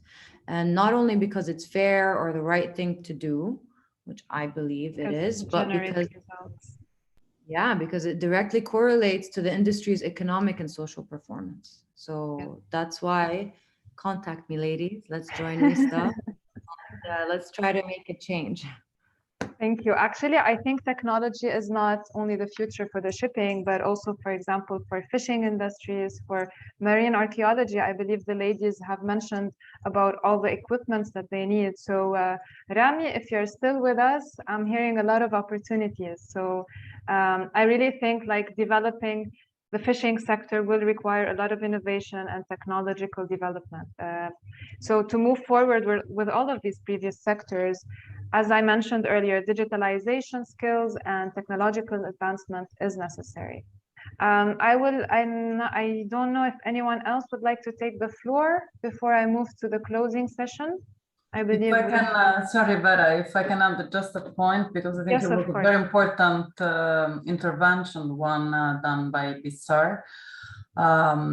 Actually, this is one of the points that came out also at the regional webinar that we had, you know, a few weeks ago, which is independently from the fact that it's right or wrong, and we all believe that it's right and it's the way to go, there is definitely an untapped, let's say, social and economic potential in having, you know, women opportunity enhanced. So this is shown by facts, by data, and indeed the blue economy sector is a very promising one. You mentioned, of course, the drivers of innovation, digitalization, technology. This is in a certain way a package.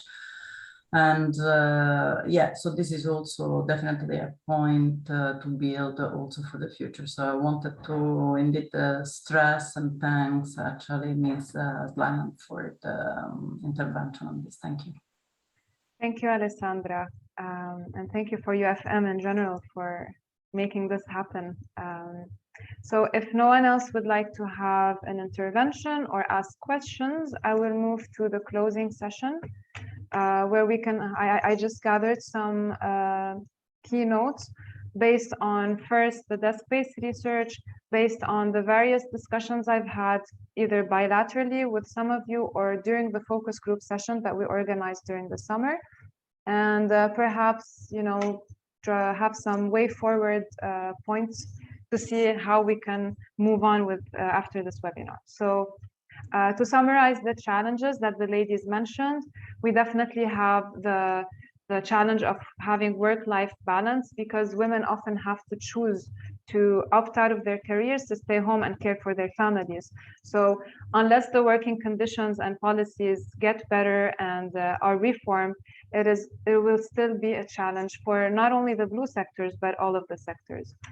Another thing is one of the obstacles were found coming from the ladies. So a lot of the ladies find themselves not confident enough. They may give up easily.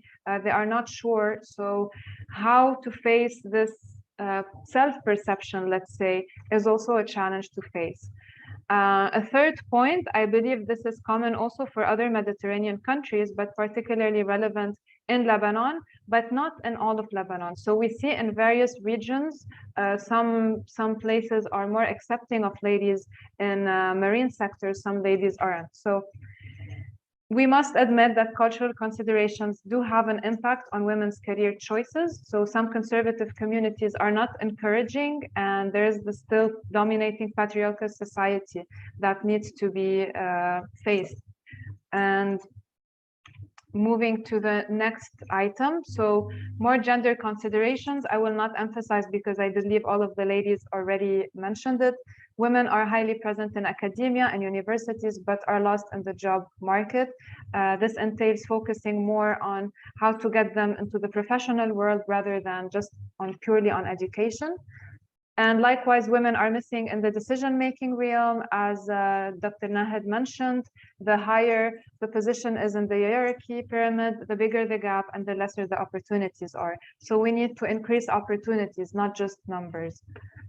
And another thing is also related to perception towards women in the marine fields by their male counterparts, which needs to be enhanced through cultural change, through cultural awareness. And finally, as we mentioned, women do need to seem to find themselves having to be more persistent and make more effort to reach an equivalent level to men. Some recommendations based on the interventions and the discussions are: women, based on male opinions and women opinions, tend to be more giving, more committed, more serious, and more creative. And this gives them both an edge and a competitive advantage that they should really use.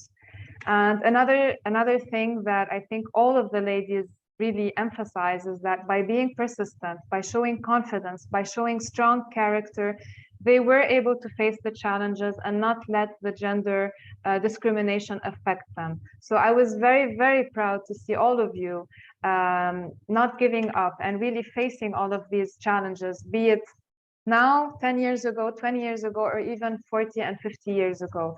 And we all know that it hasn't been easy, but I believe there is a change coming and it's palpable, tangible. So more specific recommendations on where to target efforts next. Digital literacy and digitalization skills. This will allow women to be able to juggle perhaps their personal lives and their careers. If they are sitting at home, maybe managing something through their laptops, through the phone, maybe having a more flexible time schedule, this will allow them to balance both. Receiving financial support for small, medium enterprises can help offer more opportunities for young entrepreneurs. So here, for example, the role of Veritech comes up.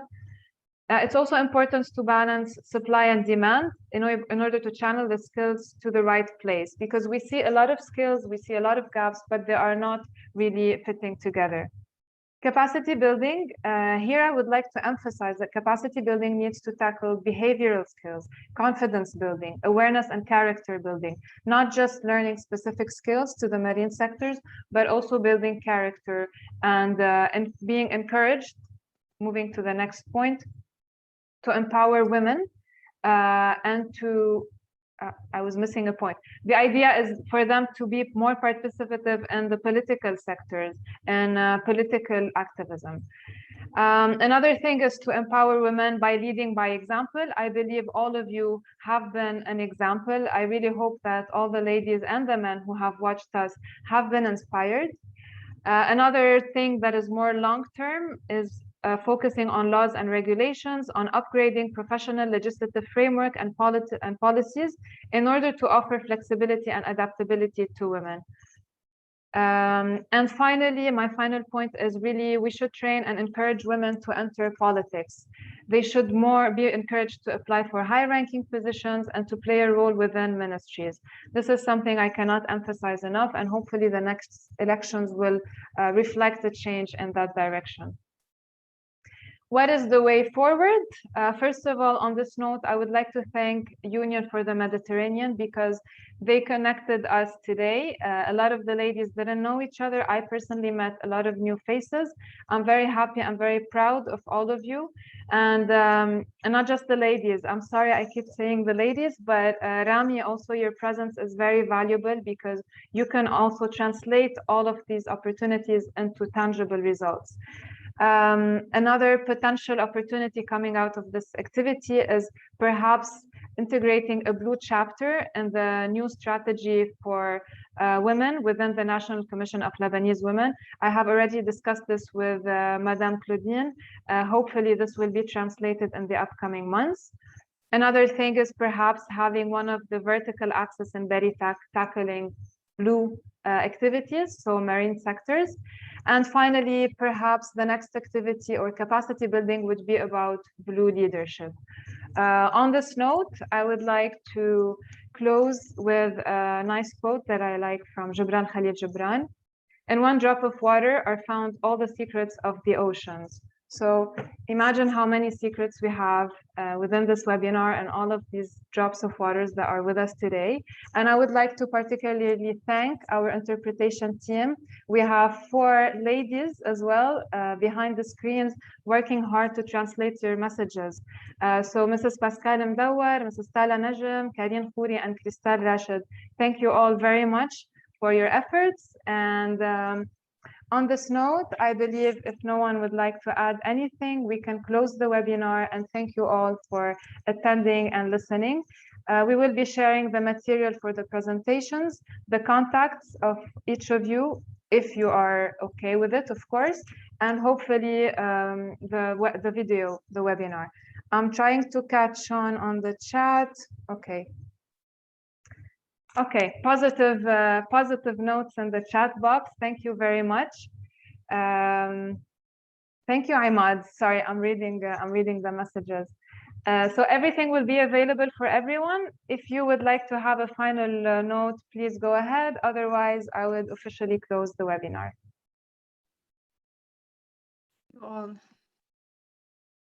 Thank you all, and talk to you very soon. Goodbye. Bye. Thank you very much. It was a very interesting meeting. Thank you. Thank you. Thank you, Alessandra. Thank you, Thank you very much. much. Bye-bye. Bye-bye.